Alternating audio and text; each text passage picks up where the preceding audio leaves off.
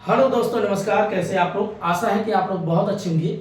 चलिए दोस्तों, आज बात करते हैं यूजीसी नेट। काफ़ी एक बच्चे ने बोला कि सर आप कहते हो बात करते हैं, तो बात ही तो होती है ना। किसी भी टॉपिक पे हम बात ही करते हैं। आजकल तो कम्युनिकेशन ही होती है। एक बच्चे ने कमेंट ऐसे किया था, बाद में मुझसे बोला सर आपका ये तकिया कलाम बात करते हैं। मैंने कहा ये तकिया कलाम है, अमली जामा है, ये चीज़ें होती हैं। चलिए बात करते हैं। तो आज का जो आपका टॉपिक है लॉजिकल रीजनिंग। देखिए, लॉजिकल रीजनिंग में हमें क्या क्या पढ़ना है, एक एक पॉइंट को अच्छे से समझते हैं।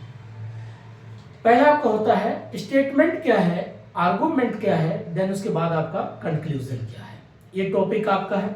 फिर उसी में आपका टॉपिक है कोडोनेशन क्या है, डेनोटेशन क्या है, और उसी में आपका है स्क्वायर ऑफ लॉजिकल रीजनिंग। और बाकी आपका एक टॉपिक उसी में है फॉर्मल फैंसी क्या है और इनफॉर्मल फैंसी क्या है। फैंसी मीन्स होता है चेकिंग बाय द मिस्टेक, आप गलतियों को चेक करना, गलती कहां पर हुई है, तो इसके आधार पे बात कहती है। दूसरा टॉपिक आप उसके बाद आप पढ़ते हो, ये तो हो गया फर्स्ट यूनिट हमने बात किया। अब दूसरा यूनिट इसमें हम क्या बात करेंगे, आपको होता है इवेल्युएशन ऑफ वेन डायग्राम। अब वेन डायग्राम मीन्स क्या होता है, मैथमेटिक्स तरीके से होता है। अब जैसे एक सर्कल बना दिया और उसके बाद स्क्वायर बना दिया, ऐसे करके समझा देते हैं। मान लीजिए सर्कल है, ठीक, और उसके बाद मैंने यहां पर एक ट्रायंगल बना दिया और इसी में एक मान लीजिए स्क्वायर बना दिया, ऐसे करके। इसी को बोलते हैं इवेल्युएशन ऑफ वेन डायग्राम। अब इसमें मान लीजिए ए को डिनोट करता है, मान लीजिए किसी के नाम दे दिया, कोई डॉक्टर है, ठीक। ट्रायंगल जो है आपका मान लीजिए कोई प्रोफेसर साहब है, ठीक है। और आपका स्क्वायर जो है इसको मैंने डिनोट करने, इसके नाम भी दे देते हैं बी, इसका सी कर देते हैं। इनके कोई एक्टर नाम दे देते हैं, एक्टर, कोई कलाकार, ठीक है। अगर इसमें कोई ऐसा दे दिए, चलो ये यहाँ पर कोई के है, कोई यहाँ पर आई है और कोई यहाँ पर ओ है, तो अगर पूछा जाता है आपका क्वेश्चन, ऐसा कौन सा ऐसा लेटर है, अक्षर है, आप ये बताइए जो डॉक्टर, एक्टर, प्रोफेसर तीनों को डोनेट, मतलब तीनों को जो क्या कर रहा है, जोड़ता है, बात करता है, तो उसको बोलेंगे ओ। ओ जो है तीनों को क्या करता है, समाहित करता है, एक साथ उसमें दर्शाता है। ये पॉइंट आपको इसी को बोलते हैं इवेल्युएशन ऑफ वेन डायग्राम। ये क्वेश्चन यहां से भी पूछता है।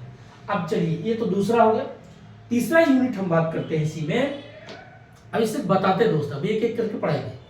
तीसरा यूनिट हम क्या पढ़ते हैं, आपको होता है evaluation of deductive and inductive. Deductive क्या है और इंडक्टिव क्या है। जब आप कोई चीज general to particular, particular to general, देखिए दो पॉइंट होता है। जनरल से आप पर्टिकुलर की तरफ चलते हैं, इसको बोलते हैं डिडक्टिव, और जब पर्टिकुलर से आप जनरल की तरफ चलते हैं तो उसको बोलते हैं इंडक्टिव। इसी में आप पढ़ते हैं क्वांटिटेटिव क्या है, क्वालिटेटिव क्या है, और आप डिडक्टिव में पॉइंट आप पढ़ते हैं साउंड क्या है, अनसाउंड क्या है, उसके बाद वैलिड क्या है, इनवैलिड क्या है। ठीक उसी प्रकार से आपका इंडक्टिव में आता है स्ट्रॉन्ग क्या है और वीक क्या है। देन उसके बाद पढ़ते हैं कॉन्जेंट क्या है और अनकॉन्जेंट क्या है। ये बेसिक टॉपिक है, अभी एक एक करके समझेंगे। नेक्स्ट टॉपिक इसी में हम पढ़ेंगे। अगला आपका आता है इवेल्युएशन ऑफ, या चाहे आप कह सकते हो इवेल्युएशन, या आप सीधे कह सकते हो इंडियन लॉजिकल रीजनिंग। अब इंडियन लॉजिकल रीजनिंग में क्या पढ़ते हैं, देखिए इंडियन लॉजिकल रीजनिंग में बेसिक 2 पार्ट होता है। भारतीय तर्क शक्ति बेसिक चीज हम क्या पढ़ते हैं, आपका आता है जिसमें ऑर्थोडॉक्स क्या है और हेथोडॉक्स क्या है। ऑर्थोडॉक्स मीन्स जो गॉड में बिलीव करते हैं, ईश्वर में भरोसा रखते हैं, that is called by the Orthodox. और जो व्यक्ति गॉड या ईश्वर में बिलीव नहीं रखता, he cannot believe in the gods and Vedas, only he can thinking process is a cognitive, as a logically thinking, and now you have to believe in science, that is called by the heterodox। जो व्यक्ति वेद और ईश्वर में भरोसा नहीं रखता, बल्कि वो सोचने समझने, तर्क शक्ति, विज्ञान पे ज्यादातर वो क्या करता है, बिलीव करता है, उसी को बोलते हैं आपका हेथोडॉक्स।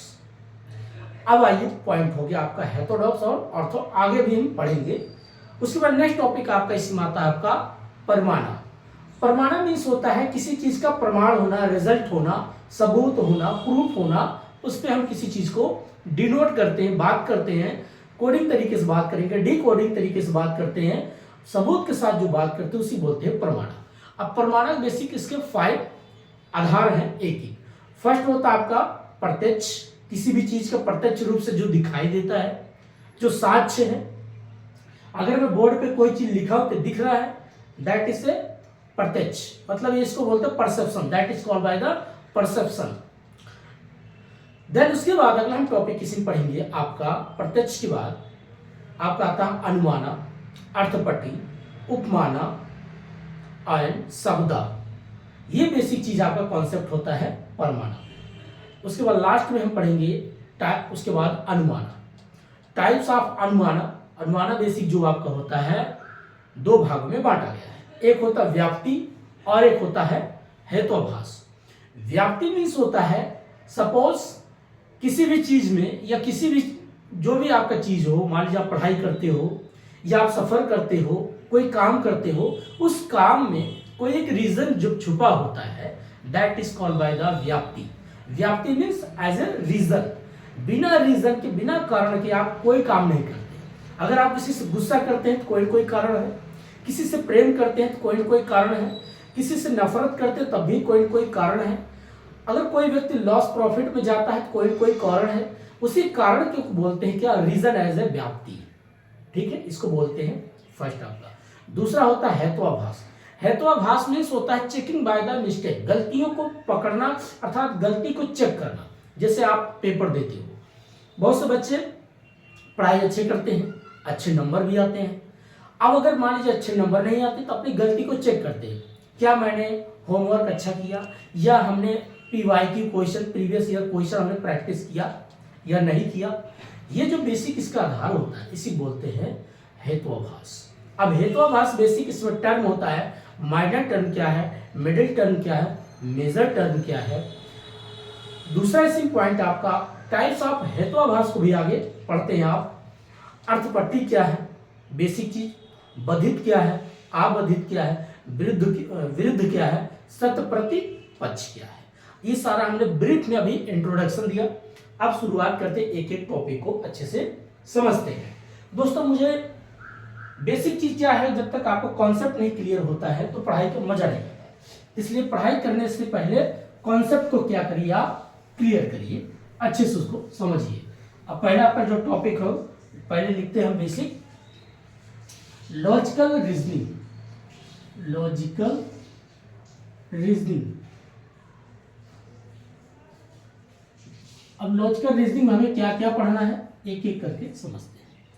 फर्स्ट जो आपका आता है, हमने जो बात किया था शुरुआत में, स्टेटमेंट क्या है। स्टेटमेंट क्या है, स्टेटमेंट क्या है, आर्गूमेंट क्या है, आर्गूमेंट क्या है, देन उसके बाद कंक्लूजन क्या है, कंक्लूजन। उसके बाद इसी में और पढ़ते हो फॉर्मल फैल्सी क्या है, फॉर्मल फैल्सी, फैल्सी, इनफॉर्मल फैल्सी, इनफॉर्मल फैंसी,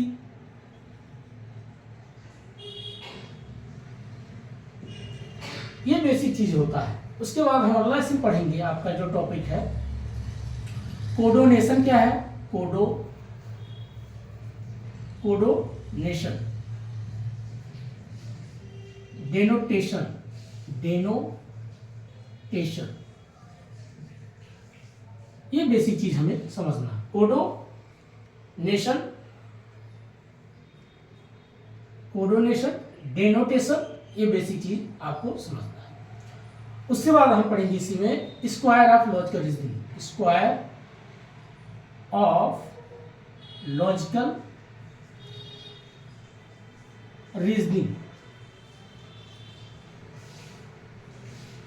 ये आपका पहले हम इसको समझते हैं, फर्स्ट जो बेसिक है। अब स्टेटमेंट, आर्गुमेंट, कंक्लूजन क्या है। मान लीजिए मैंने कोई सा परमिशंस लिखा, मान लीजिए अब बेसिक यहां शुरुआत करते एग्जांपल देते हुए,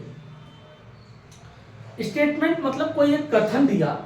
अब कथन मैंने कोई भी दे दिया कि जो व्यक्ति जा रहे हैं, अगर वो काला कोट पहने हैं, लगता वो वकील साहब है। या मैंने आकाश में बादल देखा तो मैंने कहा आज बरसात होने वाली है। या तूफान आ रही है बहुत, मान लीजिए जैसे कि धुआं धुआं सा या डस्ट भरी हवा चल रही है, आंधी भरी, तो हमने बादल को देखा तो हमने लगा जी तूफान आने वाला है। या आसमान साफ है, हमने कहा चक्रवात आने वाला है। तो जो हमने स्टेटमेंट शुरुआत में देते हैं कोई भी चीज का, जब स्टेटमेंट देते हैं उसी स्टेटमेंट पे हम आर्गुमेंट करते हैं। अब आर्गुमेंट का, मान लीजिए ठंड का मौसम है, आकाश से बहुत से कोहरा छाया है, अब उसको मैं बोल दूं नहीं बहुत से धुआं हुआ है। अब कोई बोले कि भाई अगर आपका आर्गुमेंट सही निकलता है तो कंक्लूजन तो सही निष्कर्ष निकालेगा। निष्कर्ष क्या निकलेगा? अगर मैंने क्या बोला कि आकाश में बहुत धुआं है, अब धुआं की वजह पता चला कि वो कोहरा है। अगर कोहरा होगा तो कंक्लूजन क्या निकलेगा? गलत निकलेगा।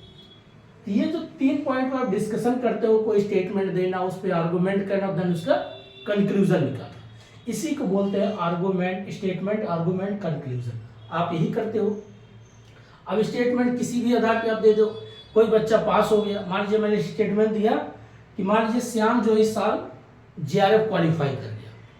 अब JRF क्वालिफाई करने के बाद क्या हुआ, अब उस पर बोलते हैं कि अब आर्गूमेंट करते हैं, अच्छा पढ़ाई किया होगा तभी तो हुआ, अच्छा पढ़ाई किया, अच्छा होमवर्क किया, अच्छा PYQ क्वेश्चन सेट किया, अच्छा प्रैक्टिस किया, इसलिए वो पास हुआ।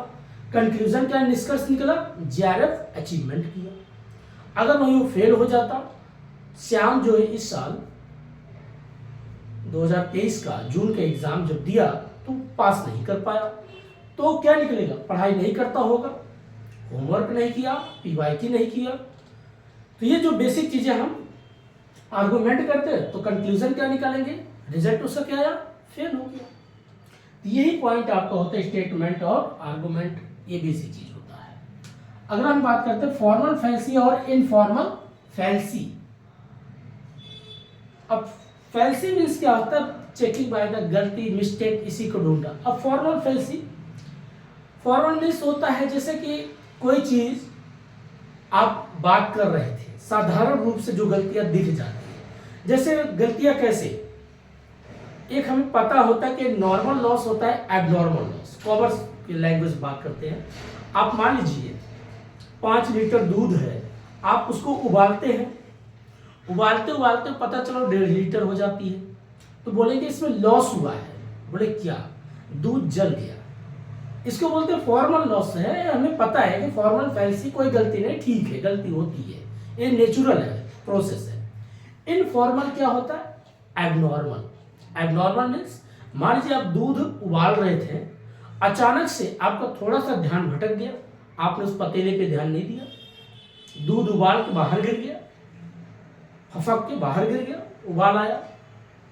तो ये जो आपकी गलती होती है उसको बोलते हैं इनफॉर्मल फैंसी। ये मैं सिंपल बात कहा कि नॉर्मल हमें पता है फॉर्मल रूप से, और इनफॉर्मल हमें पता नहीं होता। बाई अदा कदा कभी भी कोई चीज घटनाएं घट जाती है। जैसे आपको पता है कि कोई घटना, आपको पता है कि घटना यहाँ होती है, ये नेचुरल प्रोसेस है, ये नेचुरल है। एक होता अननेचुरल प्रोसेस, कोई घटना घट जाए, बस यही चीज होता फॉर्मल फैंसी और इनफॉर्मल फैंसी। बस दोस्तों मैं सिर्फ लेक्चर ही देता हूँ, बेसिक चीज बताता हूँ।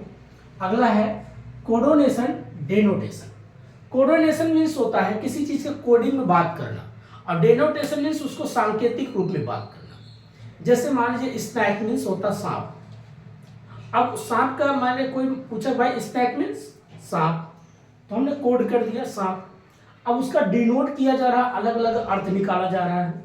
जैसे रात में आपने सोया, सपना देखा कि भाई आपके सपने में कोई एक कोबरा सांप आगे खड़ा है, या आपको डस रहा है, काट रहा है, या आप उसके पीछे भाग रहे हैं, वो आपके पीछे भाग रहा है। ऐसा होता, अब भागते हैं तो आप भाग नहीं पाते हो।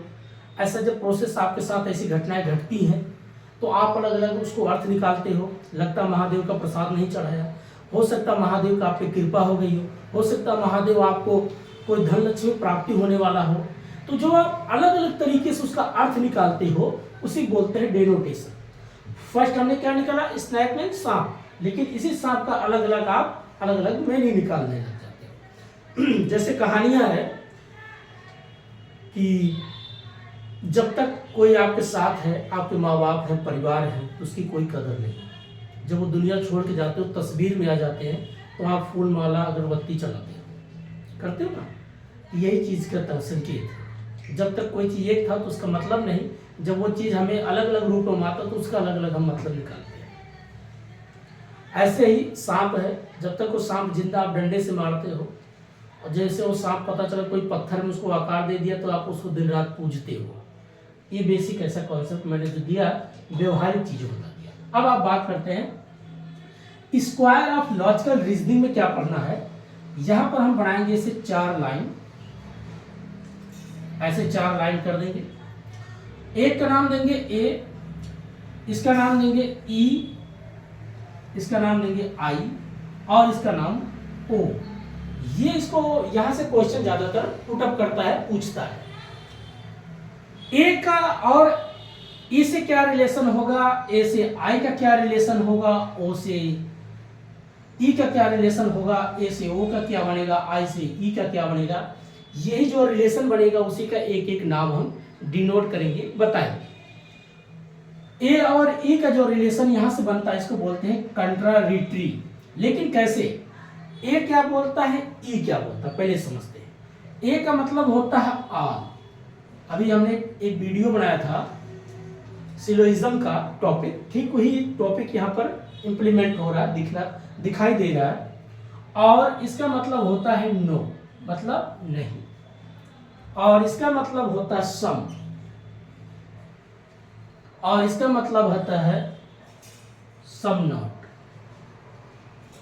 या नो या नॉट। बस यही चीज आपको समझना है, ये बेसिक चीज आप समझो। ये क्या कहता, आल मतलब क्या कहता है। मान लीजिए यहां पर कोई दे दिया कि ऑल राइट जो भी है, या लिख देते कैट सैट, जो भी गलती कर ऐसे समझाते हैं। ओहो,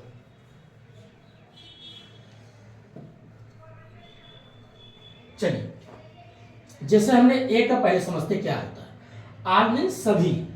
अब सभी में क्या, जैसे आपने पढ़े होंगे कि सभी पेन कैट है, सभी पेन। अब ये सभी पेन है, क्या है ये, सभी पेन कैट है। ये जो कोड करता है इसको बोलते हैं ऑल। दूसरा क्या कहता है, नो। कोई पेन कैट नहीं है, तो कैट का और ये दोनों का अलग अलग डायग्राम बनेगा। तीसरा हम बात करते हैं, कुछ कैट पेन है, तो एक का कैट बना देंगे और एक का पेन बना देंगे। एक हो जाएगा कैट और एक हो जाएगा पेन। ये पोर्शन समझ में आया, कुछ की बात कर दिया। अब कुछ कैट पेन नहीं है, कुछ भी नहीं, मतलब अलग है, नहीं आ गया तो बिल्कुल अलग है। ऐसे एक का कैट कर दो, एक का पेन। ये आपका बेसिक डायग्राम समझ में आ गया होगा, ठीक है। अब ये क्या बनता है, देखिए रिलेशन क्या है, वही चीज थोड़ा सा रटना पड़ता है और समझना पड़ता है। आर मीन्स होता है पॉजिटिव की बात, नो मीन्स होता है नेगेटिव की बात, सम मीन्स होता है अफर्मेटिव पॉजिटिव, और ये होता है एक प्रकार से अब नेगेटिव ही बात करता है, अफर्मेटिव या नेगेटिव। आपने जैसे पढ़े तो टेंस वगैरह कि अफर्मेटिव नेगेटिव, इंट्रोगेटिव नेगेटिव, ठीक उसी प्रकार की चीजें मैंने आपको बात किया। आर मीन्स सभी, नो मीन्स कोई रिलेशन नहीं, सम नो कोई रिलेशन नहीं, और सम मतलब कुछ रिलेशन है। That is positive relation, that is called by the negative relation. ये तो आ गया। अब हमें पढ़ना क्या, इनका रिलेशन कैसे कैसे करके बनाना है। ए और ई का जब अगर हम रिलेशन बनाते हैं, सभी का और नो का मतलब नहीं का, इसको बोलते हैं कंट्रारिटरी।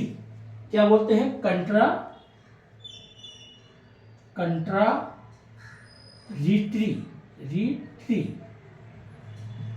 इसको बोलते हैं कंट्रारिटरी।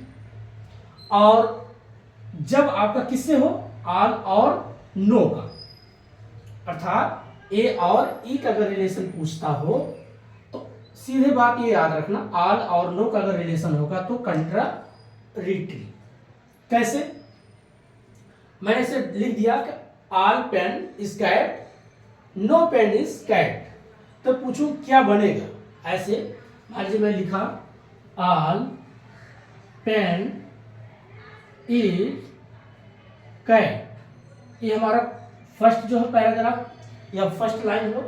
दूसरा हमने लिख दिया क्या? No pen is no cat, no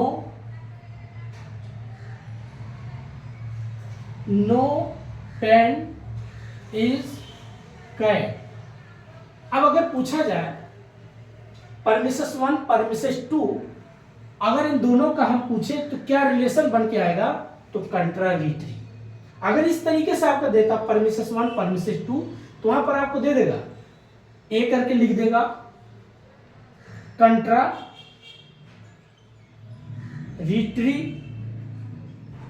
दूसरा दे देगा बी ऑप्शनल आपका सब कंट्राडिक्टरी,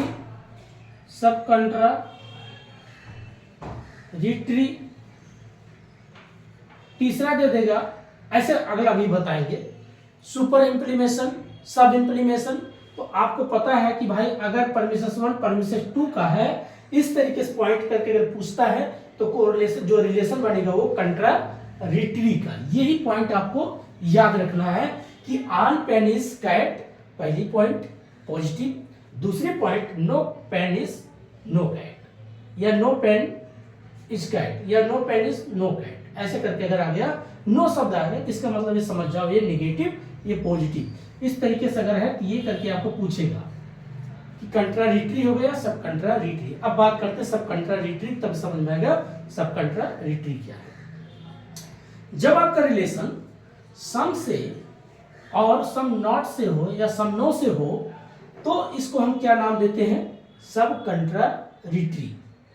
क्या बोलेंगे? सब contradictory.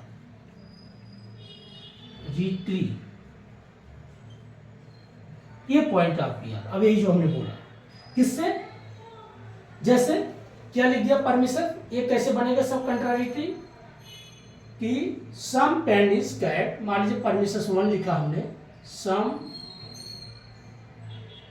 Pen is cat, no pen is, या यहां पर नो पेन नहीं है बल्कि क्या लिखेंगे सम पेन, पहले क्या लिखा सम पेन इज कैट, तो लिखेंगे दूसरा यहां पर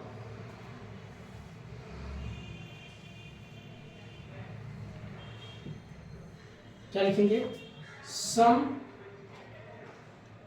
नॉट पेन इज कैट। अब परमिसेस 1 परमिसेस 2 अगर इस तरीके लिख के आ जाए तो क्या आपका बनेगा? वो सब कंट्राडिक्टरी। ये पॉइंट को याद रखना कि कंट्राडिक्टरी कब बनेगा? सब कंट्राडिक्टरी। बस यही पॉइंट आपको याद रखना। जब सम का और सम नॉट का आ जाए तो आपका ये रिलेशन बनेगा। यही चीज पूछता आपसे, ये तो समझ में आ गया। अब दिखाते हैं इधर का। अब मान लीजिए ए और ओ से, ई और आई से क्या बनेगा, तब क्या नाम देते हैं। तो दोस्तों अब जैसे यहां पर दे दे कि ऑल पेन इज कैट, और दूसरा दे दे some not pen is no cat या नॉट कैट, तो some pen is not cat, तो इनका क्या रिलेशन बनेगा ए और ओ से? तो याद रखना इसका नाम दिया जाता है, इसका नाम होता है दोस्तों कंट्राडिक्शन।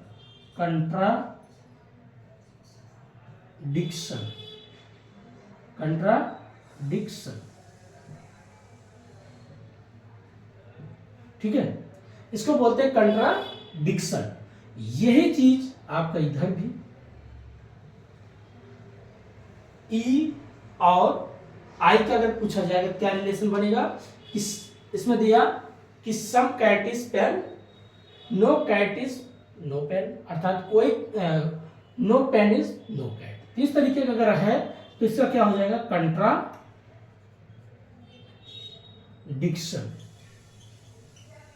ये चीज आपको याद है। आप समझ में आ गया। कंट्राडिक्शन मतलब ए और ओ से, ई और आई का, ये दोनों का अगर बनता है तो आप समझ जाओ ये आपका क्या बन गया, कंट्राडिक्शन। नेक्स्ट पॉइंट हम बात करते हैं, ए और आई का क्या बनेगा। ए का अगर दे दिया है आल पेन इज कैट, दूसरा दिया सम पेन इज कैट, तो अगर आल का और सम का अगर रिश्ता बनता है इसको बोलते हैं सुपर इम्प्लीमेशन, इसको बोलते हैं सुपर इम्प्लीमेशन या सब इम्प्लीमेशन, इसको बोलते हैं सब इम्प्लीमेशन, सब इम्प्लीमेशन।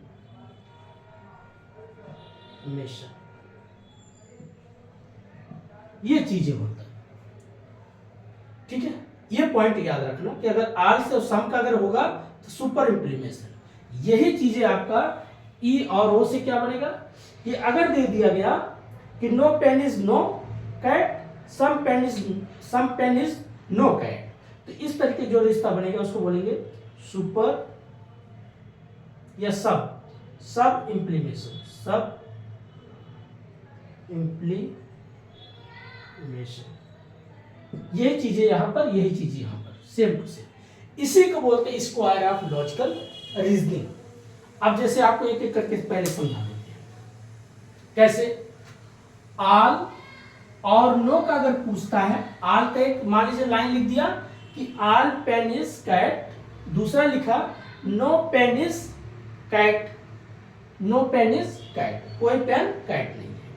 अगर इस तरीके परमिसेस 1 परमिसेस 2 है तो contradictory, that is called by the contradictory. Then उसके बाद अगर आपका आता है सम से और सम नॉट से, तो ये अगर इस तरीके लिख दिया कि some pen is cat, some pen is not, या some not pen is cat, इस तरीके का अगर सम करके नॉट है और some pen is cat, premises 1 premises 2, एक सम की बात करें दोनों को अलग की, तो आई और ओ का जो रिश्ता इसको बोलेंगे सब कंट्राडिक्टरी, ठीक है। अब उसके बाद तीसरा हम बात करते हैं, अगर दे दिया यहां पर कि are pen is cat, some not pen is cat, तो ये जो आपका रिलेशन बनेगा इसको बोलेंगे कंट्राडिक्शन। यही चीज यहां पर some pen is cat, no pen is no cat, that is called by the contradiction. उसके बाद ए और आई का कि आल पेन इज कैट, दूसरा दिया some pen is cat, that is called by super implementation. And now second, यही चीज E और ओ का कि no pen is no cat, some pen is not cat, there are called by the super implementation. ये चीजें आपको रटना पड़ता है, समझना पड़ता है। जब एक दो बार आप इस चीज को प्रैक्टिस करोगे तो आप सीख सकते हो। यही क्वेश्चन पूछेगा, आपका ऑप्शनल डाल देगा, जैसे कंट्राडिक्टरी का पूछ रहा है तो आपका दे देगा सुपर इम्प्लीमेशन लिख देगा, सब कंट्राडिक्टरी लिख देगा, कंट्राडिक्शन लिख देगा। इस तरीके से आपका चीजें लिख करके ऑप्शन में डाल देता है। तो अगर कंट्राडिक्टरी पूछ रहा है तो इतना समझ जाओ, आल और नो का अगर परमिसेस 1 परमिसेस 2 लिखा है तो कंट्राडिक्टरी। अगर मान लीजिए ओ और ए का लिख दिया तो समझ जाइए कंट्राडिक्शन, आल की बात कर रहा है, सम नॉट की बात कर रहा है। यहां पर ई और आई का नो की बात कर रहा है और उसके बाद सम की बात कर रहा है, कंट्राडिक्शन। और ए और आई की, ए आल की बात कर रहा है, सम की बात कर रहा है, that is called by the super implementation. And now second, अगर इसको नो की बात कर रहा है, सम नॉट की बात कर रहा है तो सुपर इम्प्लीमेशन। ये होता आपका स्क्वायर ऑफ लॉजिकल रीजनिंग। यहां से क्वेश्चन आपका पूछता है दोस्तों, ठीक है। अब हम नेक्स्ट टॉपिक की बात करते हैं, अगला। अब नेक्स्ट टॉपिक आपका क्या रहेगा, इस चीज को बेसिक चीज सुनते रहिए बस, और आप अगर प्रैक्टिस करने लग जाएंगे तो आपके लिए बहुत आसान हो जाए। एक दो बार लगता है बस, और जैसे आपके कॉन्शियस सब कॉन्शियस दिमाग में चीजें बैठने लगती हैं। एक चीज याद रखना, जब रात को आप सोते वक्त एक बार रिकॉल करना कि आज मैंने पूरे दिन में क्या क्या पढ़ा और एक बार खाली इसको रिकॉल कर, आपकी जो है कॉन्शियस माइंड पे सारी चीज़ें आती हैं, उसके बाद सब कॉन्शियस में जाती है। सब कॉन्शियस माइंड जिस दिन आपका एक्टिव हो गया, आप भी ऐसे बोर्ड पे खड़े होकर के पढ़ाना शुरू कर दोगे। बाकी जो लोग कहते हैं मेडिटेशन करो, ये करो, कुछ करने की जरूरत, मेडिटेशन उनको करने की जरूरत है। देखिए क्या, जो लोग कहते हैं मन को केंद्रित, मन जिस दिन केंद्रित में आ गया आप दुनिया से निकल जाओगे। मन कभी केंद्रित नहीं, तो मन चलते रहना चाहिए। आपका मन जो है, मन जिसको बोलते हैं दिमाग, इस रुकना नहीं चाहिए। पानी है, पानी का अगर बहाव जिस दिन रुक गया वो सड़ जाएगा, बदबू आएगा। तो ये लोग गलत परिभाषाएं देते हैं, मन को रोको, विचार को रोको, थॉट करो। अगर ये आएगा नहीं तो आप करोगे कैसे? आपकी बॉडी में अगर सेल्स एक्टिव नहीं होंगे, अगर उनको आप रोकना शुरू कर दोगे तो आप तो बूढ़े जल्दी हो जाओगे। इसलिए लोग कहते हैं एक्सरसाइज करो, भाग दौड़ करो, बोलो, कुछ करो, एक्टिव रहो। डीएक्टिव मत रहना कि ध्यान में बैठो। ध्यान का मकसद लोग गलत मैसेज दे दिए, ओम करो बैठ के चिल्ला के, सब बकवास है। ये सब पे कभी मत देखो। जो आपके लाइफ में अच्छे बुरे घट रहे, सबको संघर्ष करो, उसको प्रयास करो, ठीक है, जीवन का पार्ट। अगर ये नहीं होगा तो क्या होगा? कोई व्यक्ति ईएमआई पे आजकल गाड़ी ले लेता है, घर ले लेता है, ठीक है, उसने अगर प्रयास किया, लिया तो रिस्क तो उठाया। रिस्क नहीं लोगे तो करोगे क्या? अब लोग कहते हैं नहीं आईफोन मत लो, ये ना लो। अरे क्यों ना ले, सब खरीदो। नहीं लोगे तो भाई बिकेगा कैसे? डिजायर अगर नहीं आएगा तो आप डिमांड कैसे करोगे? डिमांड नहीं हो, सप्लाई कैसे? सप्लाई नहीं तो प्रोडक्शन कैसे? और प्रोडक्शन नहीं तो टैक्स कैसे? देश कैसे चलेगा? ये सब लोग अपना अपना आजकल यूट्यूब पे अलग अलग लोग जड़ी बूटियाँ बेचने आ जाते हैं मोटिवेशन का। आपका असली मोटिवेशन आपका पेट, आपका जीव, यही बेहतर देता है। पेट भरा है तो सब भजन कीर्तन बढ़िया है, पेट खाली है तो कुछ अच्छा नहीं लगता। जेब भरा है तो दुनिया हसीन लगती है, जेब खाली है तो सब गरीब नजर आता है। बस इस चीज़ को याद रखना। मोटिवेशन, बाकी जो लोग कहते हैं मेडिटेशन करो, ध्यान करो, मन को काबू में करो, मन को कभी काबू मत करो। जो होना होने दो, उससे जितना रोकोगे उतना आपको परेशान करेगा। आप मन के बस में नहीं, मन कभी किसी के बस में। मन जिस दिन रुक गया, आपका ब्रेन रुक गया, ब्रेन रुक गया तो आप दुनिया से रुक गए। आवाज यही आजकल लोग चलता है, मन कुछ नहीं। ये चीज़ हमारे शरीर का पार्ट है, हिस्सा है। आपके अंदर अगर गुस्सा नहीं होगा, प्रेम नहीं होगा, नफरत नहीं होगा, तो आप क्या बनोगे? आप सीधे बन के रह नहीं सकते। सीधे बनने के लिए क्या करना है? बस किसी खिलाफ मत बोलो। लेकिन अगर आपके अंदर नफरत नहीं है, गुस्सा नहीं है, तो आपकी ज़िंदगी बेकार है। सब कुछ होना चाहिए, मेरे हिसाब से सब कुछ होना चाहिए। कल आपके परिवार को कोई मारने लग जाए, पीटने लग जाए, तो आप गुस्सा नहीं करोगे? आप एग्जाम में फेल हो जाओ, कोई आपका मजाक उड़ाए, तो आप गुस्सा नहीं आएगा? ये नेचुरल सी बात है। नहीं बोलो कोई बात नहीं, मैं तो ऐसे किया, अपने आप नेगेटिव चले जाओगे। इसलिए लाइफ में सब कुछ होते रहना चाहिए। दूसरा पॉइंट हम बात करते हैं आपका evaluation of Venn diagram. Evaluation of Venn diagram. Venn diagram. अब वेन डायग्राम में हमें क्या क्या चीजें पढ़ना है, देखिए। दूसरा टॉपिक इसी में आपका है। हमने जैसे शुरुआत में बोला, एक सर्कल है, एक ट्रायंगल बना दिया, और इसी में एक हमने स्क्वायर बना दिया, जो भी बना दिया, ठीक। अब सर्कल को हमने डिनोट किया, मान लीजिए कोई डॉक्टर से, ट्रायंगल को हमने प्रोफेसर साहब से, और स्क्वायर को हमने कोई एक्टर से, अभिनेता से, कलाकार से। अगर आजकल के जो बड़े बड़े लोग हैं उनको जब नाम लिया जाता है, बहुत बड़ा एक्टर है, अगर हमको बोलते हैं ये बहुत बड़े कलाकार हैं, नाचते हैं, अच्छा गाते भी हो, बहुत अच्छा नाचते हैं, तो आदमी हिंदी वर्ड इतना इम्पैक्ट करता है ना, यहाँ पर चोट लगता है। अंग्रेजी थोड़ा सा ऊपर ऊपर निकल जाता है, बट हिंदी वर्ड पूरा जमीन हिला देता है, जैसे पेड़ है ना, जड़ हिला देता है। आइए बात करते हैं। तो डॉक्टर, प्रोफेसर, एक्टर। अब मान लीजिए डॉक्टर को मैंने ए से डिनोट किया, इनको बी से, और इनको सी से, यहाँ पर के से, और यहाँ पर एफ से, और इसको डी से, ऐसे दे दिया। अब मैं अगर पूछूं कि आप ऐसा वर्ड बताइए जो डॉक्टर, इसको डॉक्टर और प्रोफेसर को डिनोट करता हो, कोई एक ऐसा वर्ड बताओ, सिर्फ दो लोग को डिनोट कर रहा, जोड़ता हो। तो ध्यान देखिए, तो सर्कल में पहले ध्यान से देखिए, ऐसा कौन सा है जो किसको किसको डिनोट कर रहा है, डॉक्टर को। तो डॉक्टर का अगर देखें तो AKF, तो F तो हमें पता चल गया, ठीक है, डॉक्टर को आ रहा। लेकिन प्रोफेसर को अगर देखें तो F भी इसमें आ रहा, तो दोनों को कौन सा डिनोट कर रहा है, F। यही चीज आपको पूछता है पेपर में। आजकल जो पेपर होते हैं बैंक, SSC, CGL, इस सब में भी ऐसे क्वेश्चन आ जाता है। वो चेक करना चाहता है कि लॉजिकली कितने जल्दी आपका माइंड कितना एक्टिव है, चीजों को कितना जल्दी आप समझ जाते हैं, ये चीजें यहाँ से पूछता है। अब जैसे अगला पॉइंट में पूछूं, कौन सा ऐसा लेटर है या कौन सा ऐसा अक्षर है, आप बताइए, जो तीनों को डिनोट करता हो, तो आपको डी होगा। यही चीज होता है आपका वेन डायग्राम। बस कहीं का अलग अलग क्वेश्चन दे देता है, ऐसे नंबर में बना देगा। अब तो ये चलो, एक था लेटर में, एक होता नंबर में। मान लीजिए मैंने इस पे लिख दिया 100, किसी में ऐसे लिख दिया, चलो ऐसे और बना दिया, मान लीजिए ऐसे ट्रायंगल कर दिया, हटा दिया, ठीक है। और यहाँ पर हमने कोई बना दिया स्क्वायर, ऐसे नंबर कर दिया 100, यहाँ पर मान लीजिए कर दिया कि ऐसे करते हैं 10 कर दिया, इसको 90 कर दिया, और इसको मान लीजिए 90 कर दिया, 100 हो गया, इसको हमने 80 कर दिया, और इसको 20 कर दिया। ऐसे भी करके पूछ लेता है। उसके बाद आपको दे देगा संख्या जोड़ करके, थोड़ा इसमें से, थोड़ा इसमें से, थोड़ा इसमें से। अब मान लीजिए यही चीज है, एक का डॉक्टर कर दिया, एक का यहाँ पर इंजीनियर कर देगा, यहाँ पर मान लीजिए कोई वकील एडवोकेट कर देगा, ऐसे दे देगा। अब पूछेगा, आपको परसेंटेज बना के पूछ सकता है, रेशियो बना के पूछ सकता है, कुछ भी मैथ करके आपको पूछ सकता है।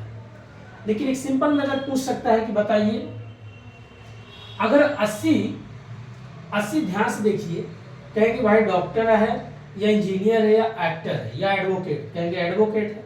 अगर मान लीजिए 80 एडवोकेट है और 20 मान लीजिए तीनों है, इन दोनों का रेशियो आप बताइए, तो आप इन दोनों का रेशियो निकालेंगे, 20-80 का आप काटेंगे, इनको 0-0 काटेंगे, 2 के 2, 2 चौके 8, तो आपको ऐसे करके 1:4 या 1:4 कर देगा।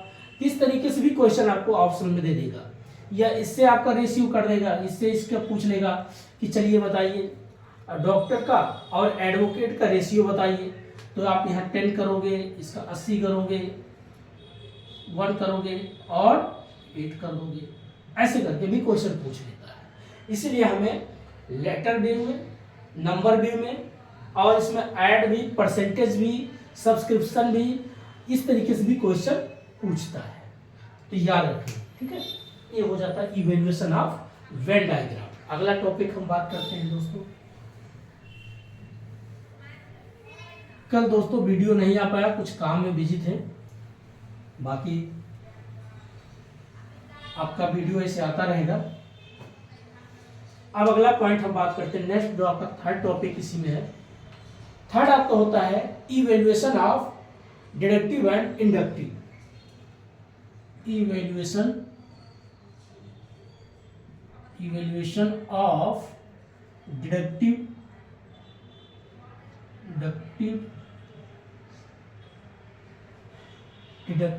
And inductive. इस तरीके से आपका डिडक्टिव, इंडक्टिव। अब बेसिक चीज इनमें क्या क्या हमें पढ़ना है, इसको हम अलग कर लेते हैं, डिडक्टिव और इंडक्टिव।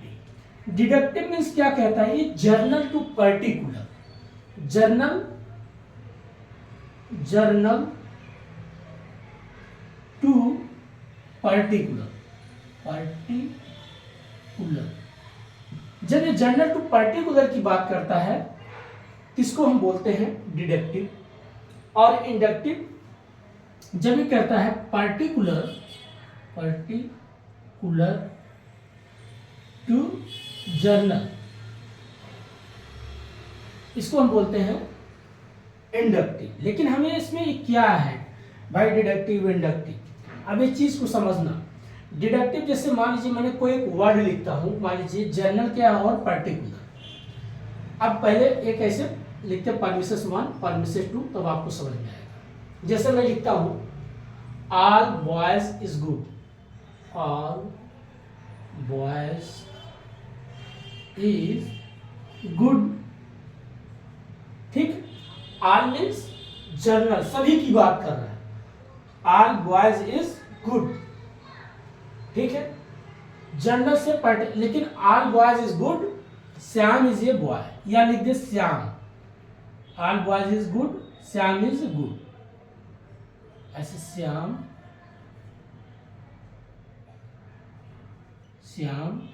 इज गुड ऐसे कर दिया बस, या श्याम इज बॉय ऐसे कर दिया, कुछ भी, या गुड कर दे, बॉय ऐसे लिख दिया। तो हमने क्या किया, जर्नल से किधर चल दिए, पर्टिकुलर। पर्टिकुलर किसका नाम लिया, श्याम, किसी विशेष लड़के का। क्या बोल रहे हैं, वो गुड है, बहुत अच्छा। कह रहे कि ऑल बॉयज गुड तो है, लेकिन श्याम एक लड़का है या अच्छा है। तो ये हो गया जर्नल से समान बातों से हमने पर्टिकुलर चल दिए। अब इसी चीज को बोलते हैं जर्नल टू पर्टिकुलर, ठीक है, ये चीज हो गया। यहाँ इस एक ही लाइन में हमने दर्शा दिया जर्नल टू पर्टिकुलर, ठीक है। दूसरा, आप इसी चीज को पर्टिकुलर टू जनरल करना है, आप ऐसे लिख दो, श्याम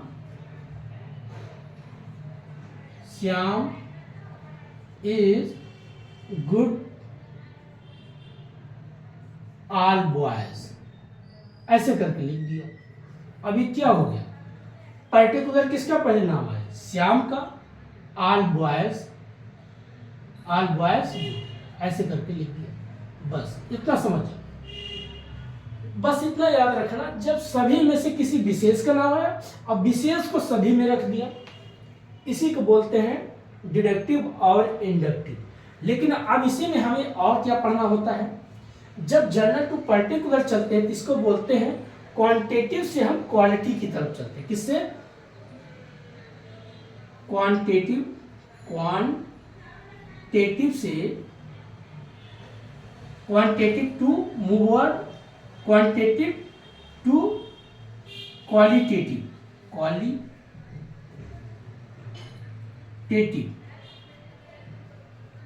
मतलब मात्रात्मक से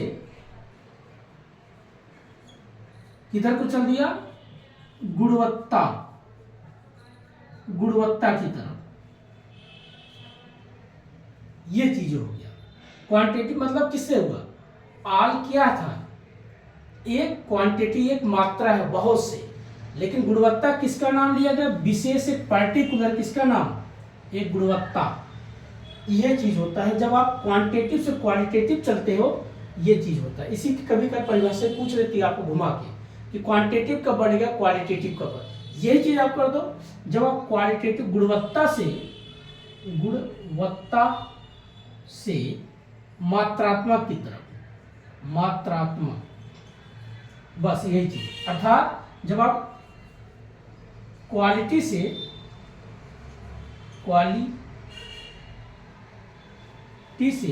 आप किधर को चलते हो, क्वांटिटेटिव की तरफ, ये चीज आपका होता है जब आप क्वालिटी से क्वांटिटेटिव की तरफ चलते हो, यही चीज आपका हो जाता है आपका इंडक्टिव। लेकिन अब कैसे पता चले, अब इसमें और भी चीजें आप पढ़ते हो, डिडक्टिव में आ जाओ, इसमें आप पढ़ते हो साउंड।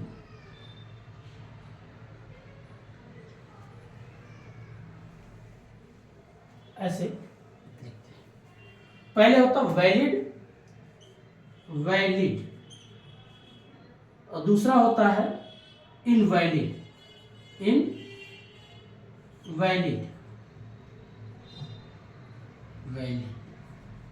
इस चीज को याद रखना, वैलिड और इनवैलिड। वैलिड मीन्स क्या होता है, क्या था, वैलिड किस चीज की बात कर रहा है इसमें, गुड की, और इनवैलिड जो इसमें विशेष नहीं दिख रहा है। तो गुड क्या है, एक वैलिड है। अगर आपको वैलिड 100% दिखता है शुरुआत में, और इनवैलिड आपका कम दिखता है, मतलब ये 0 समझो, 0%, तो वैलिड और इनवैलिड, वैलिड को ही बोलेंगे साउंड, और इसको बोलेंगे अनसाउंड, ये चीजें याद रखना। ये काफी बारीकी चीज याद रखना, जब आपका वैलिड होगा तो साउंड होगा, इनवैलिड होगा तो अनसाउंड होगा। ये चीज यहां पर आपका आता है स्ट्रॉन्ग एंड वीक, और यहां पर दूसरा स्ट्रॉन्ग के नीचे आपका हो जाएगा कॉन्जेंट, कॉन्जेंट, और ये अनकॉन्जेंट, अनकॉन्जेंट। ये पॉइंट को याद है, बस इतना ही पॉइंट आपको याद रखना है, चाहे रट्टा मारो चाहे जैसे पढ़ो, इतना चीजें आपको बेसिक चीज पता होना चाहिए। देखिए क्वांटिटेटिव भी हो गया, क्वालिटेटिव हो गया, क्वालिटेटिव से क्वांटिटेटिव की तरफ, वैलिड से इनवैलिड, साउंड से अनसाउंड, स्ट्रॉन्ग से वीक, कॉन्जेंट से अनकॉन्जेंट, ये चीजें बस बेसिक चीज पूछता है डिडक्टिव और इंडक्टिव। ये आपका बेसिक कॉन्सेप्ट यही होता है। अब अगला हम पॉइंट बात करते हैं दोस्तों, अगला हम पॉइंट लॉजिकल रीजनिंग में पढ़ेंगे।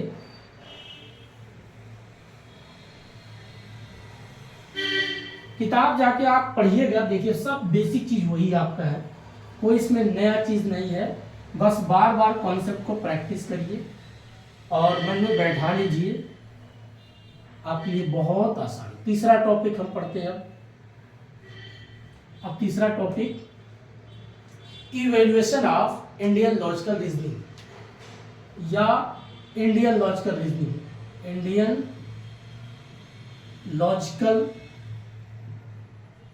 रीजनिंग।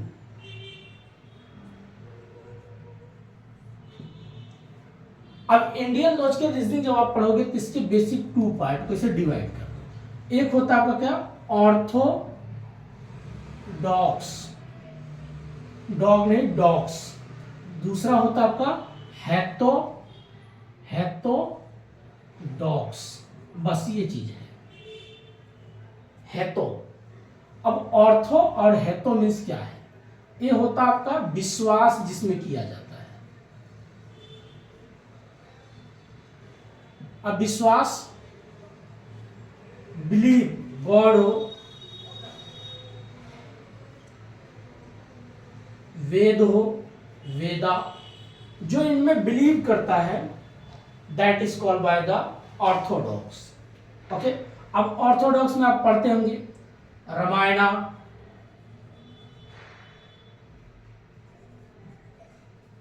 रामायणा, महाभारत, महाभारत, वेद, वेदा, उपनिषद, उपनिषद,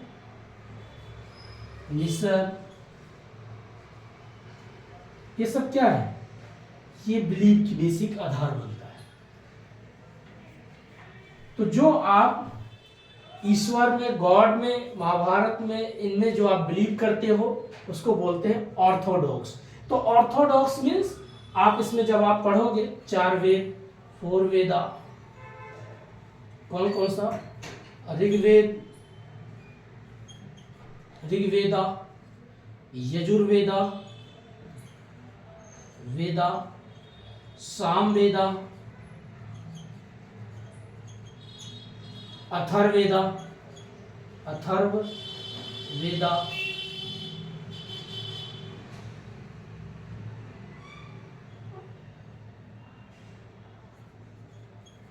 ये आपका 4 वेद। पुराण कितना, पुराना,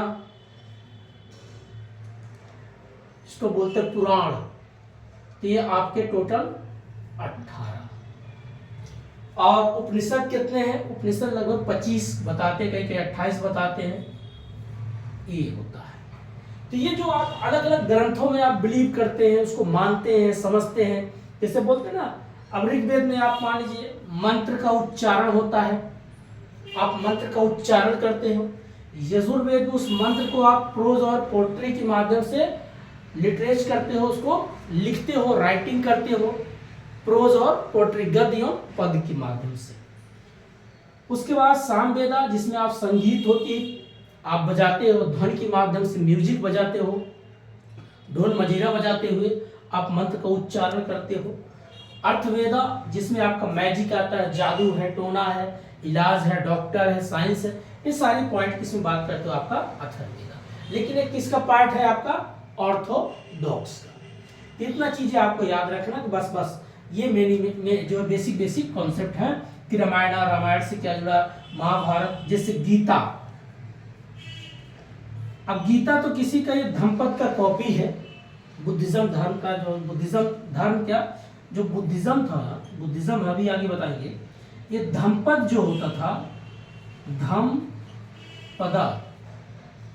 धम्मपदा का ही क्या है, ये कॉपी है पूरा बुद्धिज्म का बेसिक अगर उठाया जाए तो जो जातक कथा थी वहां के सब कुछ एक कॉपी पेस्ट है। बट आजकल होता है ना, जैसे लोग किसी का कॉपी कर लेना, किसी का बताया कोई और बेस, मैंने कॉपी करके बस अपना स्टाइलिश अपना चीजें डाल दिया, ये चीज है ये पूरा।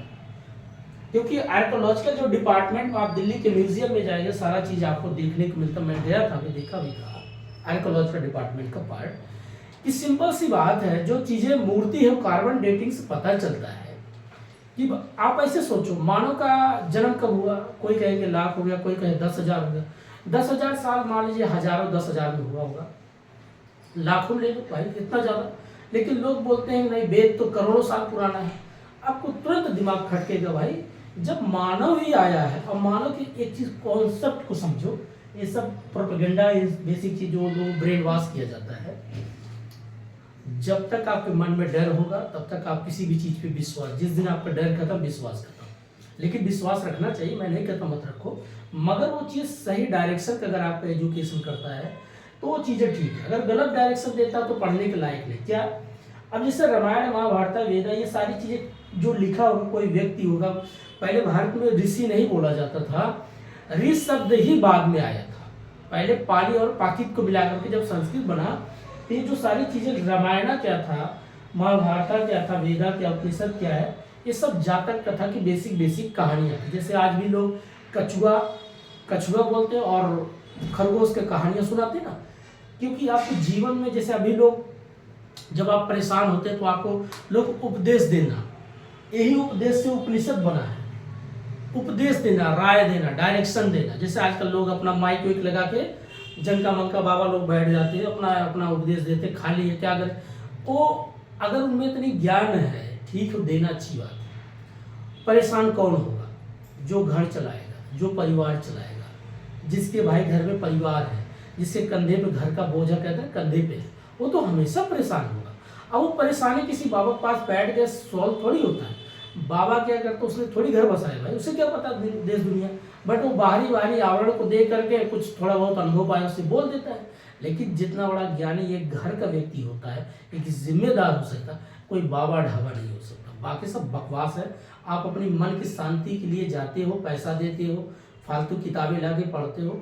आपके घर से बड़ा कोई, इसीलिए बोला गया है गृहस्थ से बड़ा ज्ञान कहीं नहीं मिलता। जो घर चलाते हैं उनसे पूछो, उनको पता होता है आटा चावल गेहूं का दाम क्या। बाबा क्या पता है, बैठ के भजन कर रहे हैं। अगर जिस दिन उनको आटा चावल देना बंद कर दो, बाबा भी औकात बाहर में आ जाएगी।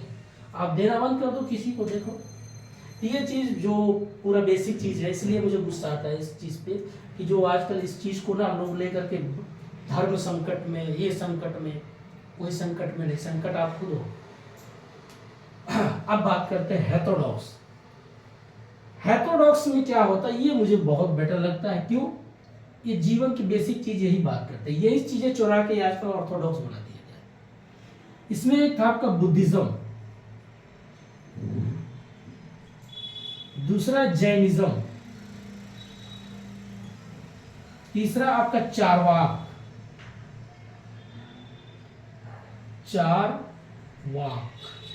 वाका, उसके बाद आजीविका।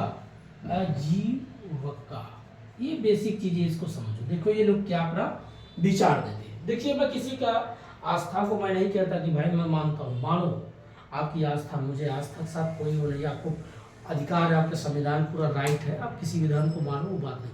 बट एक प्रोपेगेंडा जो इस चीज को लेकर के लोग, अब जैसे रामायण पर तो महाभारत, वेदा, गीता, इसमें क्या बोला गया इस चीज को समझो। रामायण कहता क्या नहीं करना चाहिए, क्या करना चाहिए। महाभारत कहता है क्या नहीं करना चाहिए। गीता कहता है कैसे जीना चाहिए। क्या अगर इस चीज का मतलब आप समझते हो, यही बातें बताती है। अब इसको आप गॉड से, इससे उनसे जोड़ करके फालतू कहानियां बनाते हैं।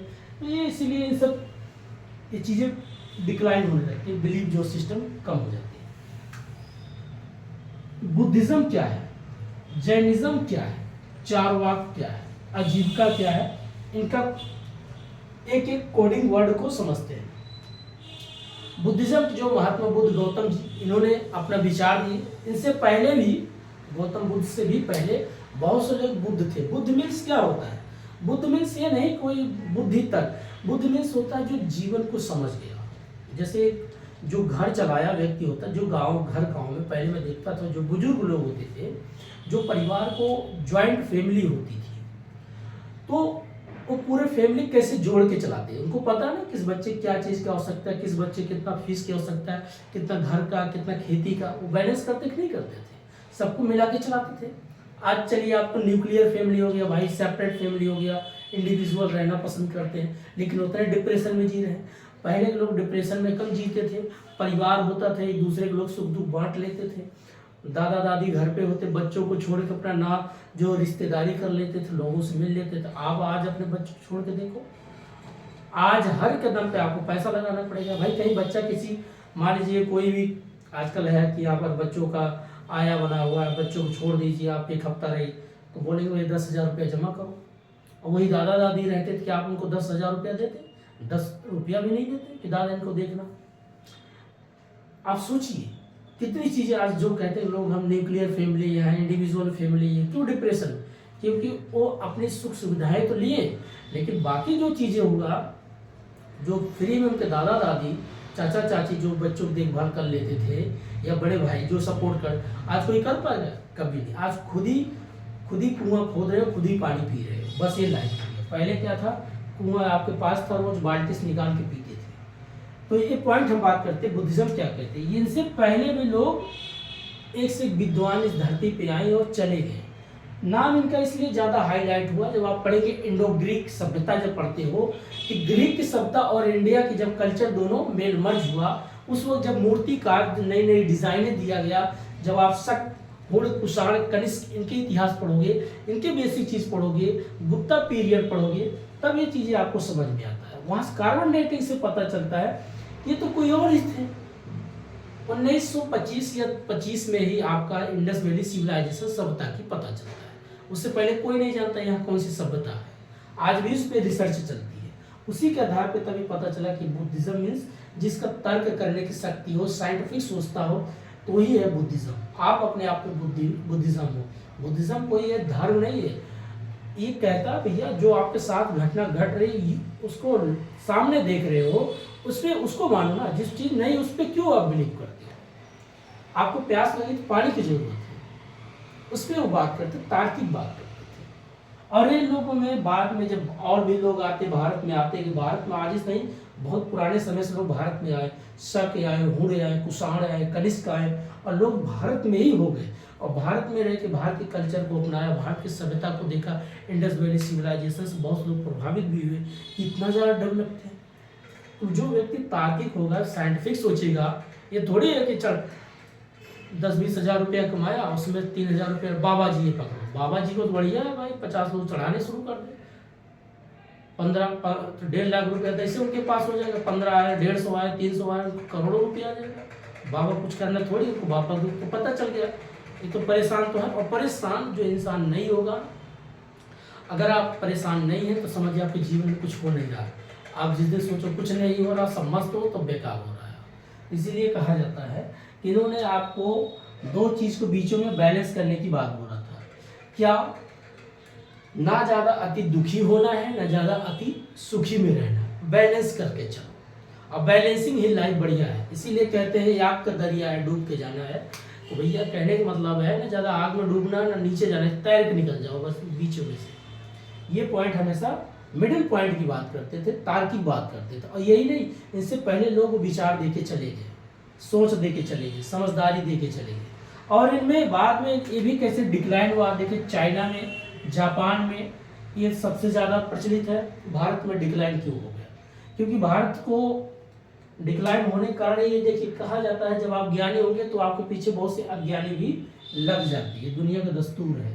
अगर आप धनी व्यक्ति हैं तो आपके पीछे चोर लगेंगे, जहाँ गुड़ वहीं चूटा, चिमटा बोलते हैं, चीटी चीटी। तो जहाँ गुड़ होगा वहीं चीटी आएगा। तो अगर आपके पास ज्ञान होगा तो अज्ञानी भी आपके साथ होंगे। अज्ञानी होना भी चाहिए, तभी तर्कवाद करने में मजा आता है। चोर होंगे साहूकार होगा, बल्ब है पॉजिटिव भी है तो माइनस है तभी बल्ब जलता है। तो अब बुद्धिज्म में क्या हुआ, इनमें बेसिक 3 होता था। एक हीनयाना, महायाना,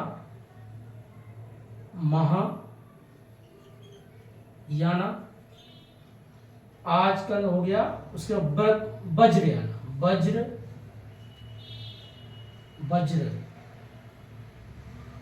याना, आजकल तीसरा है, चौथा बन गया नवयाना।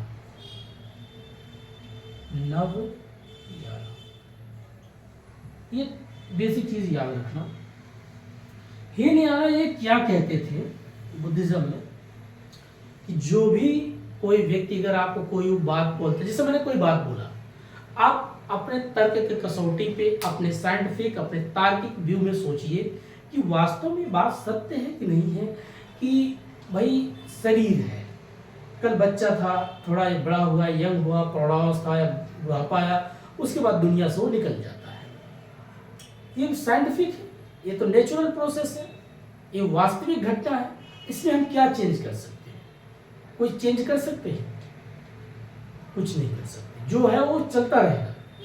मैं अपने बाल को, जो है अभी काला है, धीरे धीरे नेचुरल हिसाब से व्हाइट हो जाएगा। मैं इसको कलर करके भले लोगों के अंदर एक झूठी सानने के बैठा मैं यंग हूँ, लेकिन वास्तव आप यंग नहीं हो। आप बात समझिए। ये जो बात कहते थे, जो आपको ज्ञान दिया जाता उस पर अमल करो। सही क्या है, गलत क्या है, उसको समझो। और ये जरूरी नहीं कि मेरी बात पे बैठ के अमल करो, आप भी उसको सोचो, क्या ये बात वास्तव में जो मैं इसको इम्प्लीमेंट करूंगा, लोगों पे देखूंगा, क्या ये सही है गलत है। अगर 100% सही है तो उसको मानो। इसी को बोलते थे हीनयाना। महायाना क्या हुआ, अब यहीं से इनका जो है विलुप्त होने का कगार शुरू हो गया। अब इनमें क्या हुआ भाई, अलग अलग कौन से ब्रांच के लोग आके घुसे या किस तरीके से इनको खत्म किया गया। अब इनमें क्या हुआ, महायान से ही कहानी इनका शुरुआत हो गई। लगभग 8वीं 9वीं शताब्दी से इनका कहानी डिक्लाइन होना शुरू हो गया।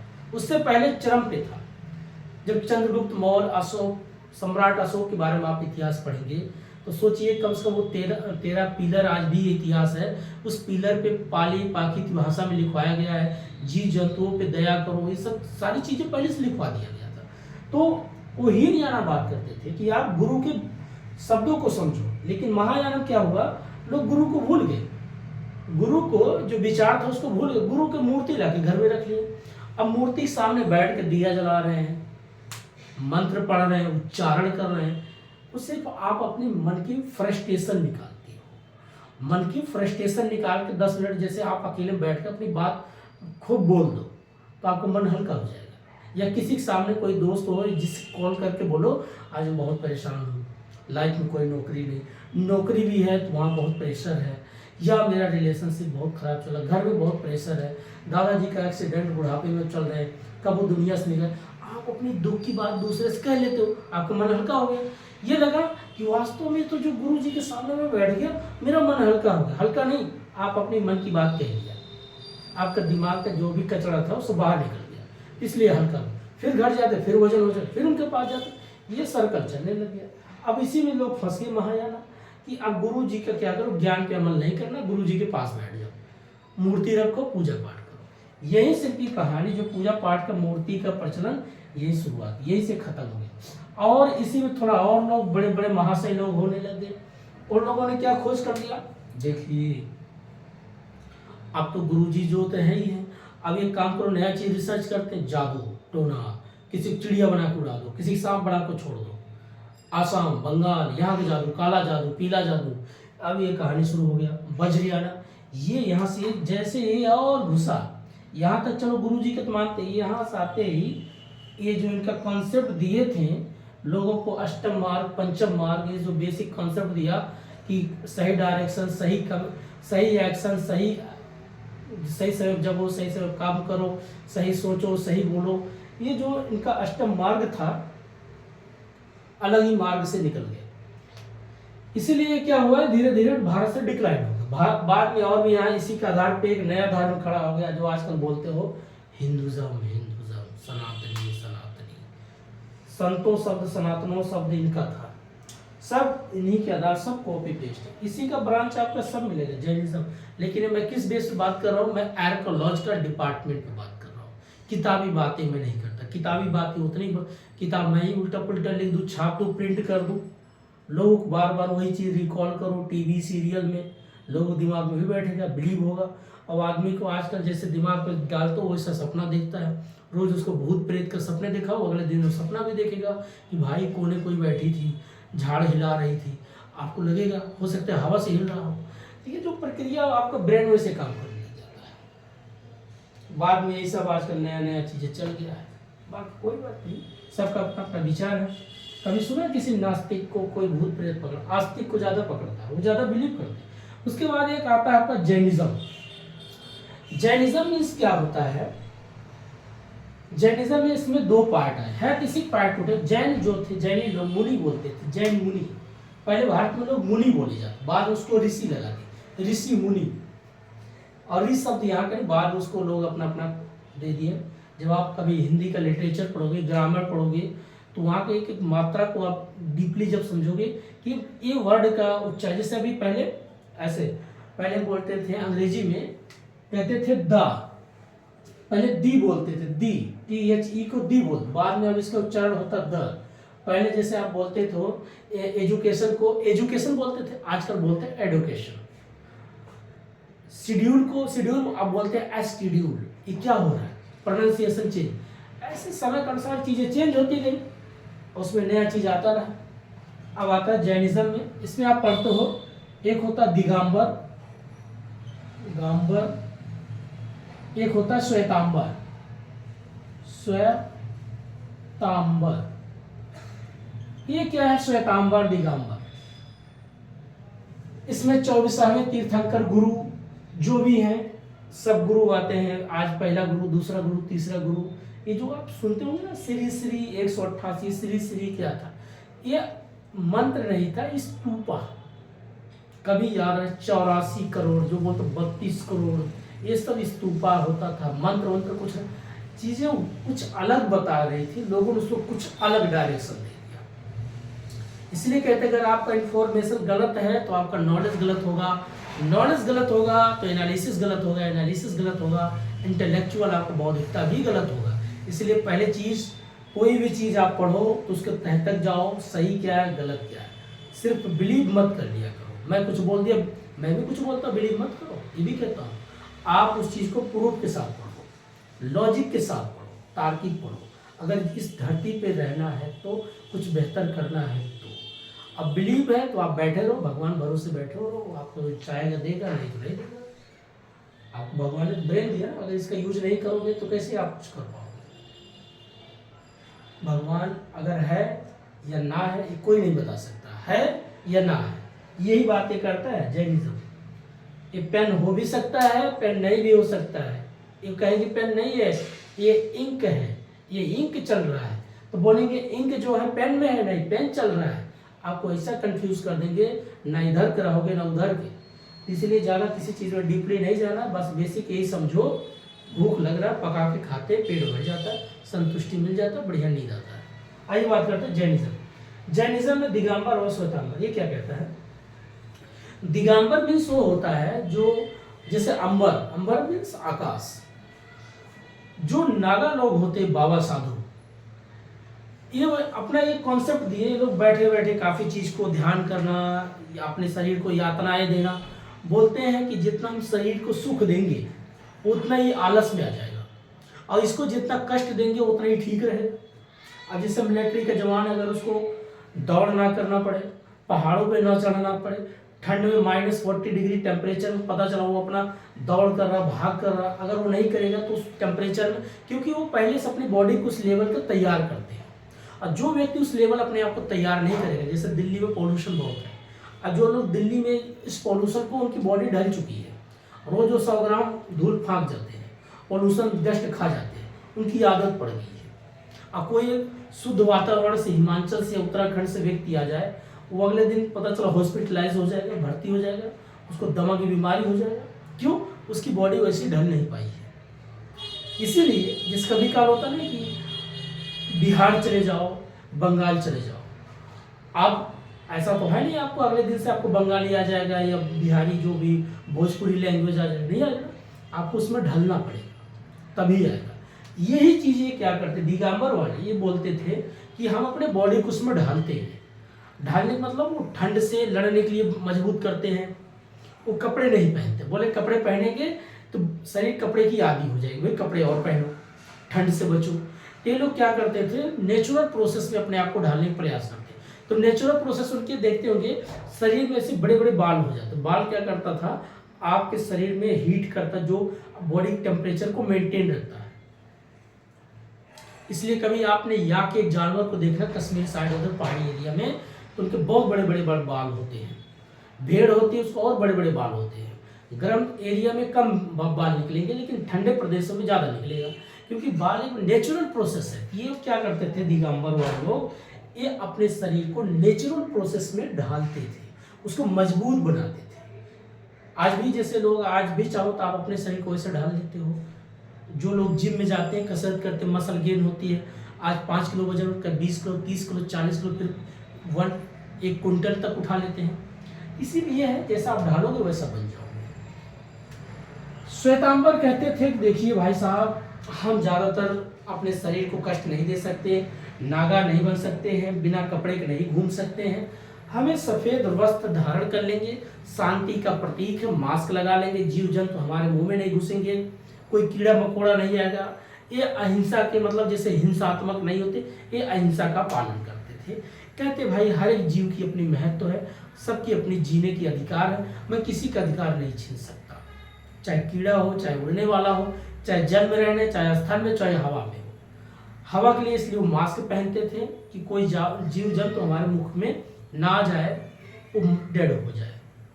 आजकल तो लोग कितने कीड़े मकोड़ों का दिवाली से पहले ऐसे छोटे छोटे कीड़े उड़ते हैं, न जाने कितने नाक से आते मुंह से निकल जाते हैं, मुंह से आते नाक से निकल। इस तरीके से वो बेचारे अच्छी प्रक्रिया उनकी चलती रहती है। जैसे सर्कस में दिखाते हैं, जिंदा सांप देखो, जिंदा सांप देखो, नाक से निकालता मुंह से निकालता, ये प्रक्रिया। लेकिन श्वेतांबर बोले नहीं, हम सफ़ेद वस्त्र पहनेंगे और हमें ज़्यादा चीज़ों से लेना देना नहीं है। जो हमें नेचुरल है, हम ज़्यादा नेचुरल भी नहीं रहेंगे ना ज़्यादा ये भी ठीक है। तन को ढकना भी जरूरी है, समाज में अगर रहना है। और एक चीज़ इनमें और होता है, जब कोई व्यक्ति मरने के कगार पे आता है तो ये लोग जब लगता है कभी इनकी शरीर छोड़ने वाली है तो खाने पीने पानी अन्य सब त्याग देते हैं। वो बोलते हैं नेचुरल प्रोसेस से बॉडी को मरना चाहिए। ये इनकी अपनी कॉन्सेप्ट है दिगंबर और श्वेतांबर। दिगंबर मतलब नागा लोग, बाबा लोग विदाउट ड्रेस, विदाउट कपड़े के, और श्वेतांबर सफ़ेद वस्त्र धारण करते हैं और ये मास्क लगा के रखते हैं। ये जैनी, आप कभी किसी जैनी जी से पूछे सब कुछ बताएंगे। तो इनका खाने पीने का है, लहसुन प्याज नहीं खाते, बोलते तामसिक भोजन है, हमें सात्विक भोजन करना चाहिए, राजसिक भोजन ज़्यादा नहीं करना चाहिए। तो ये सब चीज़ों पे बिलीव करते हैं।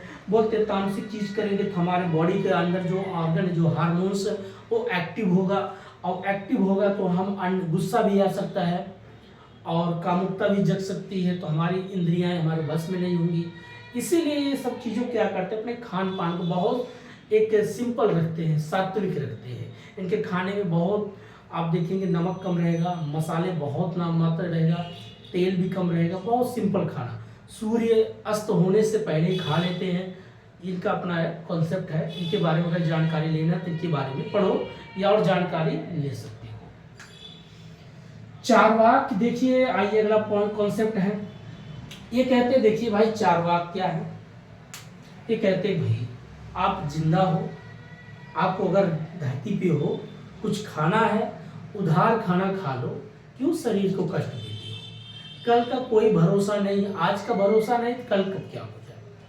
सुबह होगा बढ़िया, ठीक है, जीवन है और यही है, वक्त मिला है, जो मन में आए लाओ, खाओ पियो, अपना काम करो।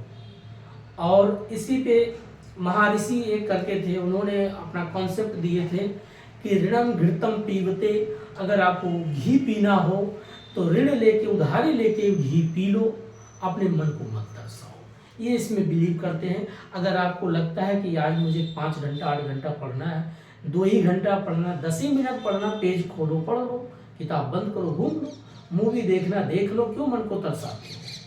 मन को क्यों तरसा रहे हो भाई? जो करना कर डालो। किसी को गाली देना, फ़ोन मिलाओ, 4-5 गाली दे के फिर फ़ोन कॉल काट के अपना आराम से सो जाओ। ऐसा मत करना। एक बात कह रहा हूँ, नाइट कैंप गुरु जी किस चीज़ का बढ़ावा दे रहे हैं, लड़ाई झगड़ा की बात करते हैं, ये तो बस थोड़ी जोक मार दिया। तो जो करना है सही डायरेक्शन में जो चीज़ आपको हो करो, इसकी बात कहते हैं। क्योंकि जीवन आज है, कल कोई नहीं देखा है। हर एक सवेरा आपका नया जन्मदिन होता है, वास्तव में सही बात है। रात को सोए हो, कब आपका हाथ ऐसे करके सो जाओ, सांसें रुक जाए, धड़कन तेज हो जाए, तो खत्म हो जाओ दुनिया से। आजीविका क्या कहता है? देखिए, आजीविका ये कहता है कि अगर आपके जीवन में, आपके लाइफ में जो पाना होगा वो पा जाओगे, और जो नहीं होगा आप कितना प्रयास करोगे वो नहीं मिलेगा। ये तो बड़ी गहरी बात बोल दी है, लेकिन ये क्यों बोले? एक प्रकार से फिलॉसफी बात है। फिलॉसफी मतलब दर्शन शास्त्र। जैसे किसी को उसके हाव भाव चाल से लोग देख करके बोलते थे कि ये व्यक्ति क्या बनेगा क्या नहीं बनेगा। जब वो देखते थे किताब पढ़ रहा तो उनको लगता था कि जरूर एक कोई अच्छा तर्कवाद बनेगा, और जरूर एक कोई नई इंफॉर्मेशन कलेक्ट कर रहा है, कुछ अच्छा ही हासिल करेगा, ज्ञानी बनेगा। ठीक है, तो यही चीज़ है, क्या कहते थे, आजीविका। अगर आपका काम, आपका सही डायरेक्शन है, जो आपको मिलना होगा वो मिल जाएगा, और जो नहीं होगा वो कभी नहीं मिलेगा। आपके जीवन में अगर प्रोफेसर बनना है तो आप बन जाओगे, अगर आपको बनना नहीं तो नहीं बन पाओगे। आप लोग कहेंगे ऐसे कैसे हो सकता है, हम बन के दिखाएंगे। तो होता है, बहुत लोग बहुत ट्राई करते हैं, मैंने बहुत से लोग को देखा यूपीएससी ट्राई करते हैं, आईएएस तक नहीं बन पाते, पीटी में चारों का नहीं निकल पाते। अब किसी का निकल जाता तो बहुत बोलता मैंने पीटी निकाल दिया, मैंने मेंस लिख दिया, मैंने इंटरव्यू दे दिया। इंटरव्यू भी बेचारे दे के वापस घर में आ जाते, फिर से वही हाल होता, लेकिन वो नहीं बन पाते। ये बात सत्य है। आपको जितना जो आपके लाइफ में, जैसे बोलते नहीं, हर एक दाने पे खाने वाले का नाम लिखा होता है। ये आजीविका बोलते थे कि जो आपके जीवन में जो होगा वो मिलके रहेगा, और जो नहीं होगा तो कभी नहीं मिलेगा। तब लोग कहेंगे इसका मतलब क्या, कर्म ना करें? तो यहीं पर चीज़ें बोलते ये मैंने कभी नहीं कहा कर्म मत करो, लेकिन जो आपका होगा वो मिलेगा, जो नहीं होगा वो कभी नहीं मिलेगा। इसीलिए कभी काल लोग होते हैं, हम बहुत सी चीज़ों ट्राई करते चले जाते हैं। सीए तैयारी करेंगे, सीएमए की तैयारी करेंगे, आईसीडब्ल्यू की तैयारी करेंगे, सीएस की तैयारी करेंगे, नहीं बना। कैट की तैयारी करें, एमबीए जब नहीं हुआ, पीजीडीएम कर नहीं हुआ, फिर हमने सोचा ये काम करो, एमबीए करो, नहीं हुआ, वहाँ सक्सेस नहीं हुआ, बिजनेस करेंगे, नहीं सक्सेस हुआ, लेकिन अंत पता चला कोई प्रोफेसर बन गया। बोलेंगे यही आपका था, तो आपका जो होगा वही मिलेगा। तो ये चीज़ें होता है आजीविका। तो दोस्तों पूरा ये था इंडियन लॉजिकल रीजनिंग की बेसिक कॉन्सेप्ट हमने बात किया। बाकी हमें पढ़ाई इसलिए करना चाहिए, देखिए कभी किसी की आस्था की अगर कोई चीज़ बुरा लगे गलत मत समझना, पढ़ाई है, इसको आप समझने का प्रयास करिए, और पढ़ाई ही आपको जीवन में तर्कवान बनाता है, और आपके दिमाग के जो चक्षु है, आंखें, वही खोलता है। अगर आप चीज़ों को तार्किक सोचेंगे तभी आगे बढ़ेंगे। आप पढ़ाई नहीं करोगे, सोचोगे नहीं, नया चीज़ कुछ करोगे नहीं, अब कोई बोले नहीं मन को काबू में रखो, अरे मन को काबू में रख लोगे तो दुनिया से काबू में नहीं आ पाओगे, खत्म हो जाओगे। इसलिए मन चलते रहना चाहिए। थॉट नहीं आएगा, विचार नहीं आएगा तो कैसे आप आगे बढ़ोगे? परिभाषाएं दिए लोग, लेकिन उसको गलत तरीके से बता दें। इसीलिए जो आपके साथ घटनाएं होती हैं, होते रहने देना चाहिए। अगला हम लास्ट में बात करते हैं, जो पांचवा आपका आता है परमाणा। प्रमाणा, अब ये क्या है दोस्तों? प्रमाणा मीन्स किसी भी चीज का प्रमाण हो, सोर्सेस ऑफ नॉलेज बेसिक कहाँ से प्रमाणा में आता है कि प्रमाण क्या क्या हो सकता है, रिजल्ट क्या हो सकता है। अगर कोई व्यक्ति जेआरएफ या नेट कोई भी, या कैट, कोई भी आईएएस बनता है तो उसके पास एक डिग्री होती है, सर्टिफिकेट। अभी कभी कोई एक चीज याद रखें, कोई व्यक्ति जिस दिन अगर बोले भाई मैंने ये चीज़ क्वालिफाई, सीधे अगर आपको लगता है कि फेंक भी रहा तो प्रूफ दिखा, मुझे प्रमाण चाहिए। जब प्रमाण होगा तभी वो चीज़ें बिलीव होगा कि नहीं होगा। यही चीज़ कहता प्रमाण मीन्स सबूत होना चाहिए। सबूत के लिए क्या क्या होना, सोर्स के लिए कहाँ कहाँ से आता है, उसके बेसिक 5 पॉइंट है। ये चीज हमें पढ़ना है। कौन कौन सा परमाणु में, परमाणु। अब ये देखिए क्या क्या पढ़ना है, 5 पॉइंट है, एक एक करके समझते हैं। फर्स्ट आपका होता है प्रत्यक्ष, प्रत्यक्ष, प्रत्यक्ष। दूसरा शब्द, शब्द मीन्स जो आपका वर्ड है, जो आप बोलते हो। तीसरा आपका अर्थपट्टी, अर्थपट्टी मतलब अर्थ निकाल। उसके बाद उपमान, उपमान।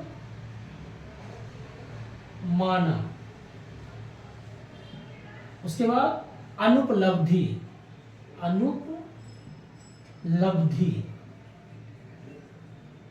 ये बेसिक चीजें हैं, बस इतना पॉइंट है आपको। परमाणु या अनुमाना, एक और पॉइंट है 6 अनुमाना, अनुमाना। बस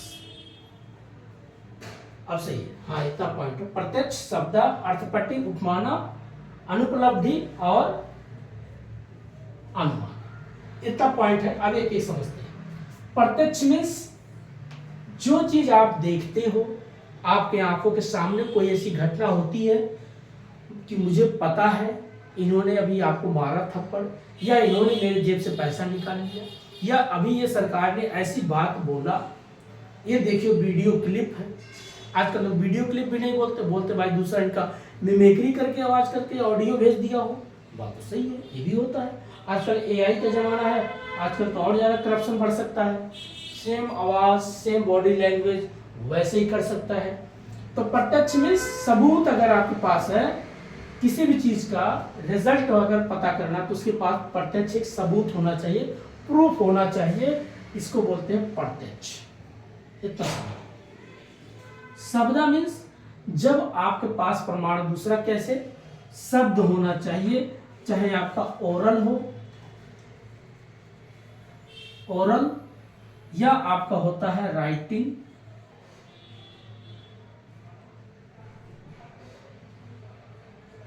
राइटिंग मतलब लिखित हो, मौखिक हो, दोनों होना चाहिए। शब्द के रूप में जो आपको प्रमाण, जैसे बोलते नहीं भाई आप लिखित साक्ष्य दीजिए कि ये घर आप मुझे बेच रहे हो, लिखित साक्ष्य दो कि भाई मैंने ये चीज आपसे खरीदा है।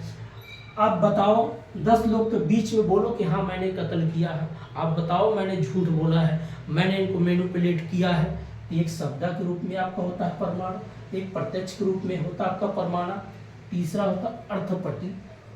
अर्थ मीन्स अलग अलग मतलब निकालते हुए बात करना। अब अर्थ, कोई व्यक्ति जा रहा है काला कोट पहने, अर्थ निकाल लिया वकील है। कोई पुलिस का वर्दी, पुलिस है। अब कोई जोड़े जा रहे हैं, कोई लड़का लड़की, जरूर दोनों कपल है, या हो सकता है वो भाई बहन भी हो। लेकिन जब उनके जिस तरीके से उनका हाव भाव होता है, बात करने का चाल से आप पता कर लेते हो ये दोनों पति पत्नी है या गर्लफ्रेंड बॉयफ्रेंड है। तो जब आप अलग अलग अर्थ के निकालते हुए चीजों को सबूत दर्शाते हो, ये भी प्रमाण का बेसिक आधार बनता है। उपमान, जब आप किसी से तुलना करते हो, कंपेयर करते हो, एज ए इट इज, इन्होंने ऐसे ही बात किया था, सेम जैसे राजकुमार जी जैसे बात करते हैं, इन्होंने अभी जस्ट ऐसे ही हमसे धमकी दिया, सेम टू सेम ऐसी बात उन्होंने बोला था। ये देखो मेरे पास एक तुलना है, कंपेयर मैंने किया, ये एकदम सेम टू सेम। ये जो राइटिंग है, ये जो लिखावट है, ये जो बात है, सेम टू सेम। उपमान, कंपेयर करके बात करना, तुलना करके बात करना। 4 पैर का ही जो जानवर था, सेम टू सेम 4 पैर का भी है। किसी भी चीज से आप जो तुलना करके बात को, प्रमाण को दर्शाते हो, उसको बोलते उपमाना को, उसको बोलते प्रमाण। अर्थापट्टी वही चीज, मुझे लगता 2 बार हो गया था। अनुपलब्धि, सॉरी, अनुपलब्धि मीन्स किसी चीज का जो प्रेजेंट ना हो, उपलब्ध ही ना हो। कि भाई देखिए ये भी एक प्रमाण की बेसिक चीज है। किसी ने बोला कि आप फिल्मों में देखते होंगे, जब जज साहब का पूरा मंच सजा होता है, इधर वकील अपनी बहस करता है, इधर से दूसरा वकील पक्ष बात रखते हैं, एक बचाव में, एक दूसरे के बचाव में, एक दूसरे के बचाव में लगे होते हैं, और सबूत ढूंढने हीरो चला जाता है। पता चला हीरो सबूत लेके आता है, उसको रास्ते में गुंडे मार देते हैं, ऐसा होता ना फिल्म में। अब वहाँ पर उपलब्ध ही नहीं हो पाता तो बोलेंगे कोर्ट आज यहाँ को जो है इस केस को यहाँ पर दरखास्त करते, ख़त्म करते, रिजेक्ट करते, उसके बाद द कोर्ट इज इंजर्ड जो भी बोलते हैं अपना, उनका हिंदी भी बोलते हैं, अंग्रेजी बड़ी खतरनाक उनकी होती है, हिंदी तो और तफा पता नहीं क्या, इस ताज़े हिंद रफा दफ़ा पता नहीं क्या क्या बोलते हैं, ध्यान नहीं दिया कभी। तो जब कोई चीज़ सबूत उपलब्ध ना हो तो उसको बोलते हैं अनुपलब्धि। भाई प्रेजेंट नहीं है, कैसे क्लास में गुरुजी आज आए नहीं, क्या पढ़ोगे, कर जाओ, ये चीज़ होता है। अनुमान, किसी चीज़ का अनुमान लगाना, एस्टिमेटेड करना, अनुमान लगा देना, देखिए मुझे अनुमान है वो जरूर आएंगे मेरे करना रखना। अब इस प्रकार जो अनुमान से आप चीज़ों का अनुमान लगाते हो, आप एक बिलीव कर रहे हो किसी भी चीज़ को, आपको अनुमान है कि बरसात होगी। एक मिनट दोस्तों माइक बड़ी तेज आवाज आ रही थी इसलिए मैंने, अनुमाना मीन्स होता है किसी चीज़ का अनुमान लगाना। जैसे मैंने बादल को देखा, लगा बरसात होगी, या मान लीजिए दो हवा में नमी है, मुझे लगा बरसात होगी, हवा में गर्माहट है, इसका मतलब धूप अच्छी होगी। तो जो किसी भी चीज़ को उसको स्वाद से, जैसे आप कहीं जाओ बड़े बड़े कि मान लीजिए कहीं मीठा पक रहा हो, गुड़ पक रहा हो, हवा चली, सौंधी सौंधी खुशबू आ रही, लगता है गुड़ पक रहा है, बहुत अच्छी, यहाँ पर लगता है कि भाई कोई अच्छा रेसिपी बन रहा है, बड़ी अच्छी स्वाद आ रही, लगता यहाँ पर जो पनीर बन रहा है, मटर पनीर, बहुत अच्छी स्वाद आ रही, लगता है रोटी की खुशबू आ रही, लगता है कोई इसी घर में रोटी पक रहा है, दूध जल रहा है, लगता है दूध जल रहा है, तार जल रहा है, लगता है तार की स्मेल। जो आप किसी चीज़ को टच करके, सूंघ करके, इस तरीके से आप अनुमान लगाते हैं, उसको बोलते हैं अनुमान। ठीक है, ये चीज़ होता है, गंध, दुर्गंध, ये सब चीज़ें होती हैं आपका प्रमाण। लेकिन आगे हम इसी में पढ़ेंगे अनुमाना, एक लास्ट टॉपिक आपका अनुमाना। चलिए, उसके बाद एक पूरा लॉजिकल रीजनिंग का मैंने चैप्टर दोस्तों एक बेसिक चीजें बता दिया है। देखिए जब बेसिक चीज समझ में रहता है तब हम क्वेश्चन बनाते हैं और हमारे लिए आसान हो जाता है। अब उसके बाद हमारा अगला टॉपिक शुरू हो जाता है, कौन सा, अनुमाना। अनुमाना यही चीज अनुमान लगाना, एस्टिमेटेड। अब अनुमाना कैसा है, बेसिक टू पार्ट, एक होता व्याप्ति, व्याप्ति या व्याप्ति, ऐसे व्याप्ति, व्याप्ति मीन्स जिसमें कोई रीजन हो, कारण, बिना कारण के कोई निवारण नहीं आता। अब अगला होता है हेत्वाभास, ये बेसिक चीज आपको समझना, हेत्वाभास और व्याप्ति, ये बेसिक चीज पूछता है। अब एक एक समझते हैं। व्याप्ति मीन्स होता है जिसमें कोई रीजन है, आप अगर अपने जीवन में सफल हो रहे हैं तो आपका रीजन, सोचने का कारण, सही डायरेक्शन है, इसलिए सफल है। आप अपने एग्जाम में फेल हो रहे हैं, अपने लाइफ में फेल हो रहे हैं, आप अपने कोई बिजनेस हो, पढ़ाई हो, कोई भी चीज हो, आप उसमें असफल हो, कोई न कोई रीजन है। जब आप उस कारण को ढूंढते हैं, पॉजिटिव पॉइंट को नेगेटिव पॉइंट में, तो उसी को बोलते हैं व्याप्ति अर्थात रीजन। ये पॉइंट इसमें व्याप्त है, ये व्यक्ति आपके साथ अच्छा लीडरशिप क्वालिटी करता है, इसलिए आप सफल हो। तो जो आपका कारण जो उसमें व्याप्त होता है उसी को बोलते हैं व्याप्ति। अब जैसे अनुमाना में व्याप्ति हमने क्या लगाया कि भाई हवा में नमी है, तो नमी एक कारण है, अर्थात उसमें जल की मात्रा दिख रही, इसलिए बरसात हुई। बस हवा गर्म है, इसका मतलब है ठंडी हवा के बजाय गर्म हवा चल रही, तो मौसम क्या है, साफ सुथरा है, आकाश साफ है, लगता है चक्रवात आने वाला, तो अनुमान लगाया, लेकिन उसमें रीजन हमने पता किया, यही तो है। हेत्वाभास ये क्या करता है, चेकिंग बाय द मिस्टेक, गलतियों को चेक करना, पता करना, रिसीव करना कि हेत्वाभास कहाँ कहाँ गलती हो रहा है। अब इसके बेसिक तीन टर्म होता है, एक होता माइनर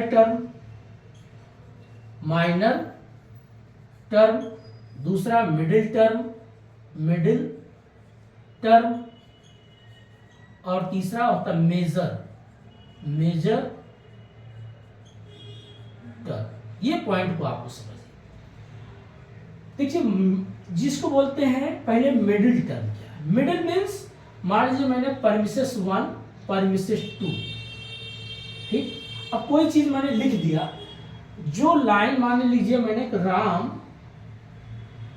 इज गुड बॉय, बस इतना लिख दिया मैंने, या बॉय। दूसरे में लिख दिया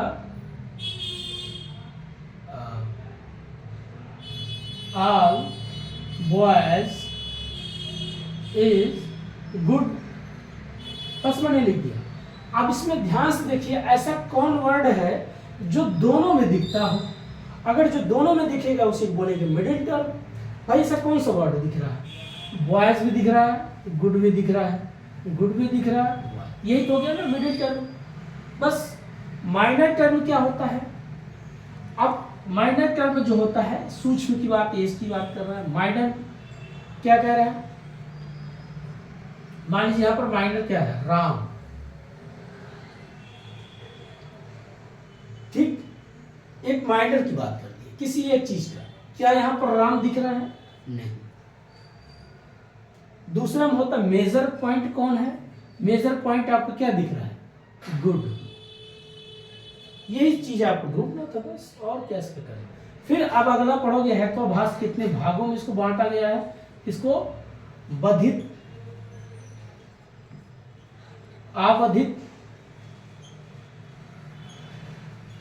विरुद्ध,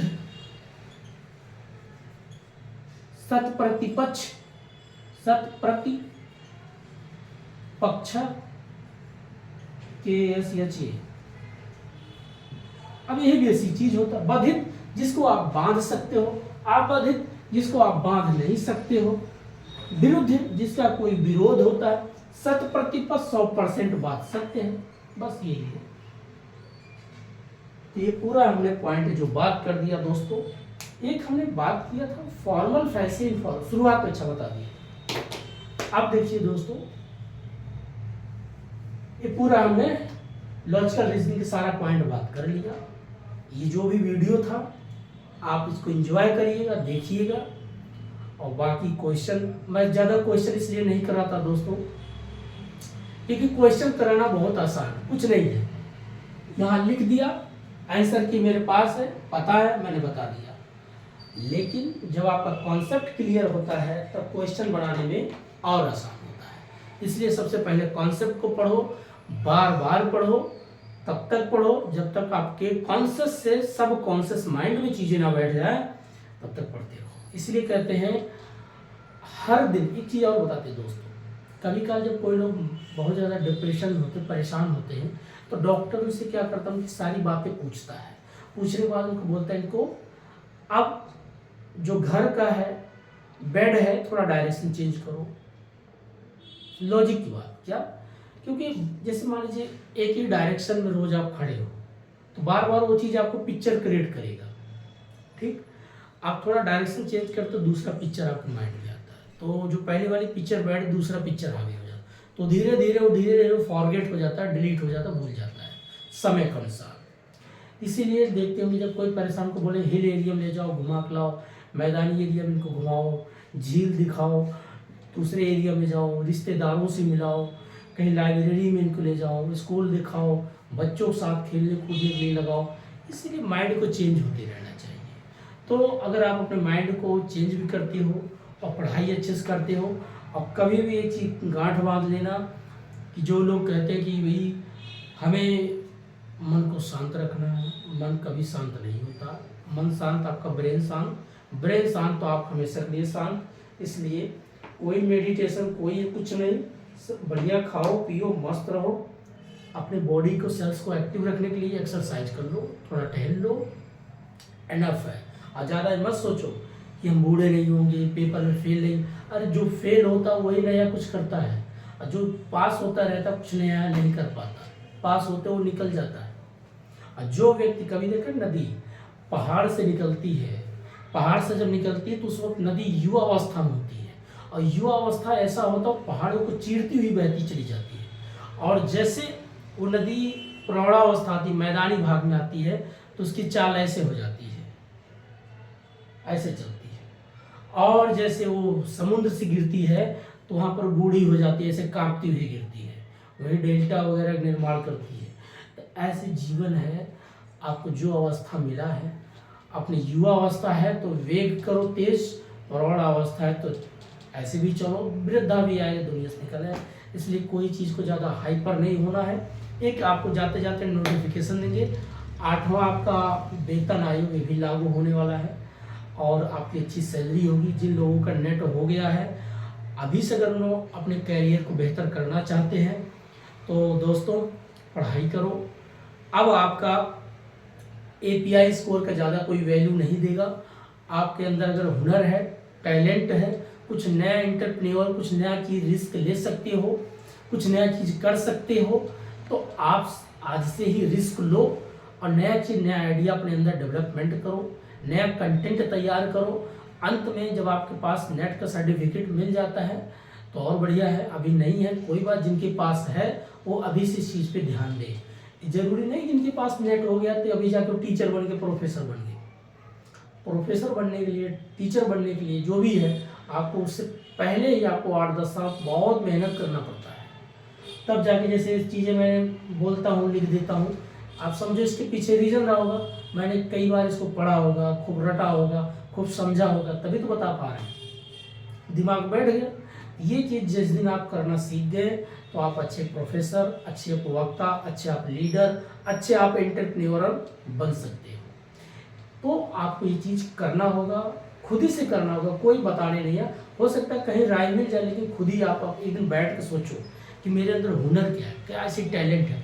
बहुत से लोग को लगे मेरी वॉइस क्वालिटी अच्छी नहीं है या मेरी राइटिंग अच्छी, डजंट मैटर। प्रैक्टिस करो, बोलने का प्रयास करो, सब अच्छा हो जाता है। अभ्यास से न जाने क्या चीज़ बेहतर हो सकता है। कि वो कहावत पुरानी है, बार बार रिपीट किया कि रसरी आवत चाँद के सिल पे पड़त निशान, तो करत करत अभ्यास जड़ मत होत सुजान। तो कहने का मतलब है, अगर पत्थर पे रस्सी आती जाती है तो पत्थर पे निशान पड़ जाता है। वैसे ही अगर आप पढ़ाई करते हो, बार बार उसको रिपीट करो, बार बार प्रैक्टिस करोगे, आपके दिमाग में बैठ जाएगा। तो थैंक यू वेरी मच। आप लोग ध्यानपूर्वक सुने, एंजॉय किए और पढ़ाई करते रहिए। बस यही है, अपना कुछ टैलेंट बाहर लाइए। और मैं तो बार बार कहूँगा, बोर्ड लाओ, प्रैक्टिस करो, आज ही से शुरू करो। ठीक है, तो नमस्कार, जय हिंद।